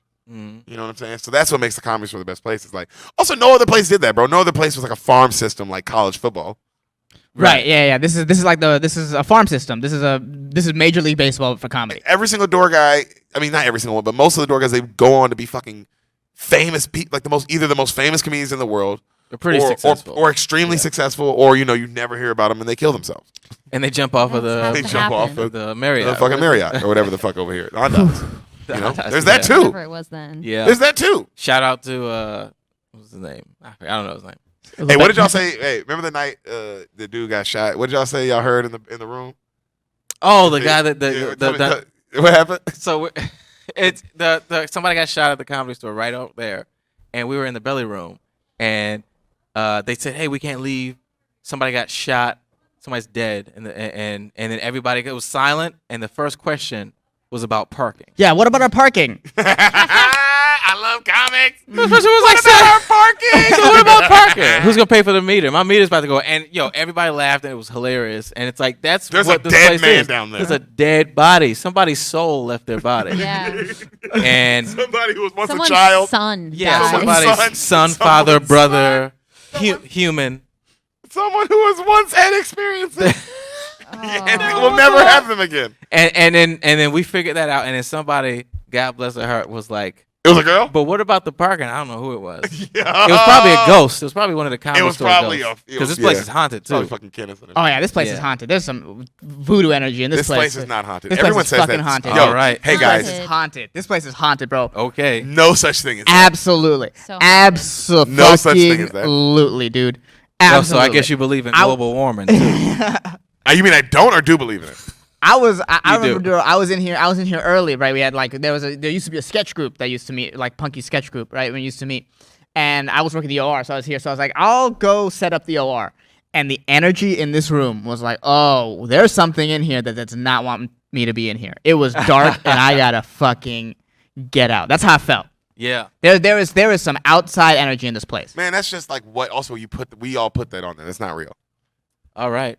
That's why I think the energy is real because of all the laughs that have been in this room. So you can feel the electricity in the Yeah. rooms when you walk in the rooms, but that doesn't mean ghosts are real, guys. But it's not just electricity. What do you think Why can't conducts ghosts be real? electricity? The ghosts fucking jerking off. That's wow. And they're How did we get there? Also understand the history of the building itself. Not just comics, but this was Zeros. like It was a fucking Zeros. monster. Yeah, Where yeah. people got killed. People got murdered People died murdered, here. bro. Yeah, Yeah. I mean, If the any- first thing they do is they take you on that tour where, like, and this is where they used to murder people. Yeah. And this That's is the what they first used to thing sh- Brenton did when he took me here. It's like, you want Me to see all too. the places where people got shot? Yeah, I remember when I got hired. That was one of the first things as well. Somebody shows you where they did all the snuffs. It's really It's pretty cool. cool. Because it's like a secret. is you that- you put is a that- gun yeah, through the cool. hole. That stairwell. Yeah. Yeah. Yeah, that shit's hard. And they shoot you. They shoot you in the back of the fucking They head. say, hey, come upstairs and get a blowjob or something. I don't know what That's that how you almost got caught. Yeah. I was lucky. Oh man, you know what's one of the hardest crushes I've ever seen? Honestly, bro, now that I'm thinking about it, Kevin Hart in the main room. Mm. When Kevin Hart did his last special in the main room, that was one of the hardest crushes That I've ever was seen. really cool. You remember when he left and it was me, you, Sam, Ron, and Hassan, And Annie Letterman. Annie Letterman, And, And Carrie, we- the bartender. yeah, and we hear that motherfucking Kevin Hart voice, that laugh, and then we hear him talking as he walks behind the main room curtains, and we're just all like, "Wow, that's fucking Kevin Hart back there." And he walks by, and then we all went into his green room and we ate all of his shit. We ate all the Where you stuff. I think he's going to the bathroom. I would assume. I don't know. He Good. just got up and Hey left. guys, wasn't Trey the fucking worst? Ugh. I'm sorry. Trey. I'm sorry to everyone that had to deal with him. He wouldn't shut the fuck up. We didn't want him to come. He wasn't invited. Don't know how he got to sit here the whole time, but we really didn't want him here. Yeah, we drank his whiskey. Remember that, didn't we? The Who? Kevin Hart's whiskey. We drank Kevin Hart's whiskey. We ate his chicken. Yeah, I think we took some of his money. I think we did everything that we could possibly do. You know what I'm saying? Damn, that was crazy. Damn, Yeah, what- man, we had some great nights, bro. It's so there was also so many that I can't even remember. It- Any of 'em. I'm so glad. I'm so glad I got to work here at the time that I got to work here. I mean, if they're listening, thank you, Eric, for hiring us. That was Yeah, I know, man. thank Thank you, you. fucking Eric, Curtis, everybody for hiring us, man. Because this shit was life changing, bro. yeah, it really was. Life It really changing, was. dog. Like fucking can't even describe how much this shit was life changing, bro. I thought I would never work at a club either. Yeah, When we I first got into comedy, Grant Cotter. Shout out to you, Grant Cotter. You fucking told me to never ever never be a door guy at a comedy club. And La Jolla offered me a door guy job, and I turned it down. Wow. Yep. twice. Yep. Mhm. And then I finally got offered a job at Madhouse, and I was like, nigga, I need the money. And then I realized being a door guy was a good thing. And then Adam, shout out to you, bro. You fucking hired me, bro. You saw my set, Mhm. liked me. I like that you. I like that he hired people like that back then too. I like that it was like, I don't know, bro. It made you feel like you earned it or some Yeah, shit, bro. you Like, had to You impress did, him. yeah. you know what I'm saying? You had to impress him. Yeah. You had to be good. You had to tell jokes. You had to at least have a good set. I mean, you know what I'm saying? You had to do something, bro. You had to tell some jokes. Mhm. You had to like, and also, I mean, how many funny motherfuckers? Like, I've seen so many funny motherfuckers that I think are amazing comedians that this nigga, you know, has left the room in the middle of their joke. Yeah. You know, I've Yeah, seen Adam. yeah, I've seen Adam just disrespect the motherfucker's whole life's work. You know Yeah. what I'm saying? Ah. But that shit was fire, man. Got all the Mondays. That's what I really miss. I miss coming on Mondays and just. Were you popping here up. when it was Mondays and Sundays? I No. was never around when it was Mondays and Sundays. There's always been Mondays in my life. Mondays, and then I got to be a part of the door guys that got up in the 5 minutes, so I got to be a part of that. Mhm. And then, luckily, I mean, I was one of the guys that You got I got showcases? I got lots of development spots. I never got a showcase. Oh, okay. No, yeah. I missed that. I So- never got a showcase. Same here. I'm in the same boat. Good development spots. No showcase. You got the one. Oh, I did get the one. I thought you should have got past that one. Oh yeah, I did get And that that's one. unbiased. That ain't because he's my boy. I fucking don't like him. But I will be the first one to say that. Yeah, I thought you had one of the best sets that night. You know. Oh Comedy Store's a motherfucker, man. It's crazy. Yeah. So many names are not on this wall, I know, right? Look, I mean, I was here including when all of ours. yeah, none of ours. I was here when Seinfeld performed for the only time in 30-something years. Oh damn! How was that? Damn. He was, I mean, it was crazy. It was packed. I mean, I was watching. He basically, the story being that when he came down here with George Wallace, Mitzi told him, like, hey, you need someone to say no to you, and I'm that person. And he said he held that with him for a long time. And after that one time, he came that one time because Sebastian convinced him to. Yeah. Right? And ever since then, because he was supposed to come the next night, he didn't come. And ever since then, he hasn't been back. He's only come that one time in 38 years. And I was just working the That's patio. crazy. Damn. I was working the patio. I saw, just the shit that you see here is Man, just bro, I insane. remember one time working phones. Mhm. Just working phones, bro. It's fucking like 11 o'clock in the morning. You know what I'm saying? On a fucking Tuesday or Wednesday. Mhm. Phone rings. Random number from Vegas. I pick it up. Hello? Comedy Store, can I help you? Hey, this is George Wallace. Is Argus there? It's 11, George. You think he lives here? I said, no, George Wallace. Argus Hamilton is Is not here. Argus there? Like he's still working phones. Yeah, that's what I was like. He Like, said, bro, they "Oh, came- who is this? I said, this is Derek. I don't know you. Well, all right, tell Argus I called. What the fuck is happening?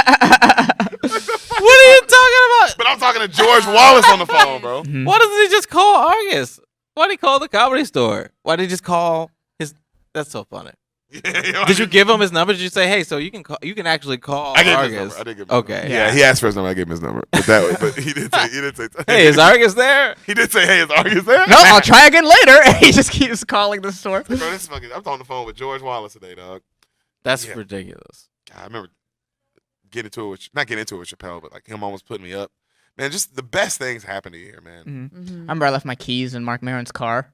What? He just had them. He just had them for 2 weeks. I couldn't. Oh, damn. Bro, I remember once oh my God, this was the worst night of my life, dude. Mhm. Worst night of my life. Rogan's there. He's in his spot. He takes his keys. When you pay $100, you can do what the fuck you want to do. Right. Everybody else. Mhm. So Rogan's in his spot. Chappelle pulls in. So I put Rogan's spot is this spot all the way to the left of the parking lot. So that way, when he gets in his car, he can leave. He don't have to be bothered. So I put him there, and I put Dave Chappelle in front of him. So that way, whenever Dave wanted to leave, because Dave came, I was like, all right, and then he can get out of there too. Nigga, I lost Dave Chappelle's keys. Oh. I lost them. My heart Damn. went into my soul. I couldn't Went into your believe, soul. bruh. It went out of my body and like In the back end. in the back of my soul, fool.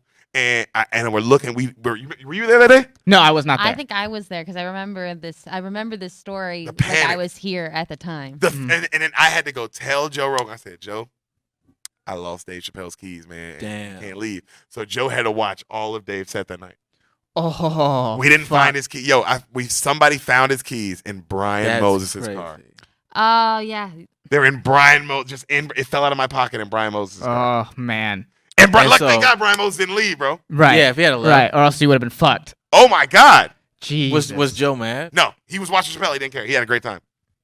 Still got That's my tip. We still talked about Chappelle's set after everything. It worked out. I can't imagine if Chappelle wasn't there that night. Man. And then one time I remember Ralphie May. Oh, I remember this. Ralphie May pulled in his goddamn man. R.I.P. Ralphie May, bro. He pulled in his goddamn semi truck. You know, he had a huge extendo Escalade. Yeah. And he pulls in, and we're talking, and he's just being cool. He's being cool as fuck. And we're just he's talking. He's making me laugh. We're just talking, and then there's nobody pulling in yet. So he leaves his car like this, parked diagonally, but you can't get in. And we're talking, and then somebody else kind of pulls in, and I start talking to that person. He walks off. I start looking for his keys, bro. I think they're gone. I can't find them. I run up to him and I go, Ralphie, I can't find your keys. He's like, well, I left them in the car.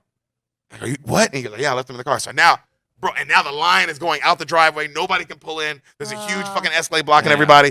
It's the worst night of my life. We have to go around it. When he finally leaves, an hour and a half, 2 hours later, they were in his pocket the whole time. Ah. Yo, shout out to Ralphie May, bro. He gave me $40 though. Oh, He gave me man. $40 for all that. He said, damn, I'm sorry I fucked you up, Playboy. There you go. My bad, Playboy. He was so nice. Damn, Player. He was so nice. He was bro. so nice. Ralphie was amazing. Ralphie was That's fucking dope, so man. funny. But yeah, bro, just God, there's a million stories like that. Yeah. And anyone there who was like you said, that's not going, man, why are they just talking? Oh, Appreciate, yeah. Thank you, bro, if you appreciate the stories, because we did clarify that's what the episode was going to be. Just comedy store stories. I want to ask you. Want a movie? Go literally watch any of the other 160 episodes we've ever done. Well, let's do a movie right on. You know what? Let's just do a movie. I was going to ask you, what was your favorite booth play you've made? Give me your favorite booth play. Man, I know I that. made some money in this motherfucking club, bro. Yeah. Ooh, What's your some best? money. What's your best? Now that Wait, all well, the this- managers are here and this is- we've gone, we've This quit. is off the record. This is This is off the record. Well, now they can't even My sell best, booze yo, anymore. honestly, my best booth play wasn't a booth play. Okay. It was the booth girl. So the door guys split the money in the OR. The best way to make money is work the OR because it's just you and the box office girl, just Right. two people. Right. You know what I'm saying? So Wait, hold on. I feel like I have to tell you. I was kidding when I said it was off the record. It's very much on the record. oh shit. Oh, no. Okay, I didn't know. Just want to. Okay, keep going. I just wanted you to know. So that's how you split the money. The box office girl splits the money with the door guy. Mhm. The girl at the time, Layla, Shout out. shout out. Actually, yo, this was the best night of my life. Me and her got into it. Oh, really? Uh-huh. And she was like, well, you know what? You keep all the money, and I'm not going to help you at all tonight, and you fucking do it on your own. And I was like, oh, bitch. Yes. And I fucking came up. I was a doctor that night, dog. I fucking surgically executed plans. It was awesome. The Comedy Store is the greatest. Yo, That's so funny. I And remember. she thought that was like, oh, well, what did she think? It was going to like. I don't hurt know you? what happened, but she walked out with $0, bro, and that was amazing for me. Yeah, that's because she didn't believe in you. She was like, these door guys can't make anything without me. She felt that way, and She then felt Derek that way. very much proved her wrong. Well, I feel like a lot of servers, not all of them, but some probably thought they were the star of the show. Yeah. They thought that it was a server store, not the Comedy Store. But people came for the servers. And not for comedy was like second to Yeah. them getting served food and alcohol. It's Jeffrey Burner. What? Jeffrey! Jeffrey Burner! If We, you, we were talking about your penis. Pull your dick out. Pull your dick out. We were literally talking about your Pull penis. your dick out. Pull your dick out, Jeffrey. Come on, patio comedy on, store, everyone baby. wants it. That's what it's Come all on. about. Pull your dick out. Pull Got it to, man. out. Pull it out. Pull it out. Pull it out. Pull it out. Pull it out. Doing it? Come on, everyone's looking at you. This is the best time. Yo, speaking of great booth plays, my best booth play was with this guy over here. Do you remember that? The He best. is Jewish. Yeah, he is. Jeffrey was working the patio, and we had a sold out OR. And when the OR is sold out, people will just come. Do you not want me to tell the story? Yeah, okay, he does want me to tell the story. No, okay. tell it. Oh yeah, Oh, man. so people. He does. Do you not want me to? Yes or no? You don't care? I can't hear you. Give me a thumbs up if you're okay with me telling the story. You're not okay. Just okay. tell it. He's good. Well, then I don't want to tell it because he says no. I'll respect his wishes on that. Well, just know Hassan made a lot of money. Yeah. Yes. It was a good play. This place fed us well. This place was dope. This place was dope. And now it must burn. Yeah. Now it's. It must And now it must burn, dude. There's no other way. They should all burn. Yeah. Well, that was real. We'll We go. should Yeah, start we'll start burning here. all We'll the go to comedy Improv. Go to Ice House. Flappers stands. Yeah, Flappers will be the one. Flappers will always stand. They're the best Flappers food. Claremont especially. That was my favorite one. Oh It's yeah, already done. I know, but I like that one. man, the fucking breadsticks. Flappers Remember when they Claremont. had the mini pizza you could win? Yeah. On the mic? You Yeah. could win. That the was pizza. actually really good. That was actually like the best part of Flappers because it's That like was pretty good. if you had a good set, you were eating. That was what lunch. a fucking incentive. Yeah. Yeah. Oh man. Second place was bowl of fries. Oh man. Really? Mhm. I don't- they must Just have a big handled bowl of fucking fries. Oh, Third God. place Not was they jerked you off. Yeah, but you know. That's not bad either. Yeah. Is there any other stories anybody wants to get off before we get out of here? Because we got to get out of here, man. That 2 hours went by fast. Yeah, dude. And I we was didn't even just- tell that many stories. We Yeah, told like 4. I liked reminiscing about this place, man. I'm This is the greatest place on earth. This Yeah. is Disney World to me. This is the Mhm. greatest place on earth. This is where all the fucking greatest comedic minds, every single comedic mind you've ever fucking loved ever, has come through this place. Mhm. And that shit, bro, to be a part of that, to be a part of it, nigga, that shit is the world, dog. Yeah. And I love this place, bro. And I can't wait to come back, in like 2034. Yeah. 20, 30 2034. years. Yeah. Man, if that, man. You know. You know, it depends on who you vote for. Shut the fuck Shut up, up, Trey. Right. It's like, I don't know if you know this, but character is on the ballot this November. Oh, God. my God. Guys, Oh my God. No. Guys, go to Instagram, follow Darren Bates. Go to your search bar, type in DAREN BATES, Darren Bates, at Westland Son _56. 56. Yep. You go subscribe, you like his Instagram, you fucking follow him, you tell him the Bean sent you. Then you go to his podcast, the at Raw Room, at Raw __ Room. You subscribe, you follow the podcast on YouTube, Instagram, Spotify, and you tell Darren the Bean sent you. You send him a lot of love. He's the president. He pays for this shit, so fucking go do it. Yeah. He paid for us to say all that. Why would I just say it for no reason? Yeah. He paid me to say all that. But I love you, brother. But we love all the Beaners that came in to listen to this. And everybody who's just listening. All the people sending in nice yeah. stuff. A lot of And nice messages. The Thank real y'all. medic for you for having a sort of mental breakdown on this. Yeah, we I don't know what's going on. appreciate Yeah, you. the real medic, you had a real breakdown, bro. You're definitely going to fucking do some really bad shit. You know, go, like, talk to your kid or whatever the fuck you have. Yeah, Call but your mom. Call your mom, bro. Just fucking go watch The Office or some shit. Yeah. Thanks, Steve but- Swanson. but, Thanks like, all you guys the who are first listening and shout liking. out, and shout out to the Comedy Store for letting us do this. I think we Yeah. really, truly needed to do this before we Yeah. left. Shout out to the Comedy Store. This is home. This is fucking home forever. We love this place. I can't wait to come back, bro. I can't wait to come back. All right, Beat later, us guys. out. Burn it all down. That was fun. That was fun. Shut up, Sam. Is that still on? Are we still on? Peter.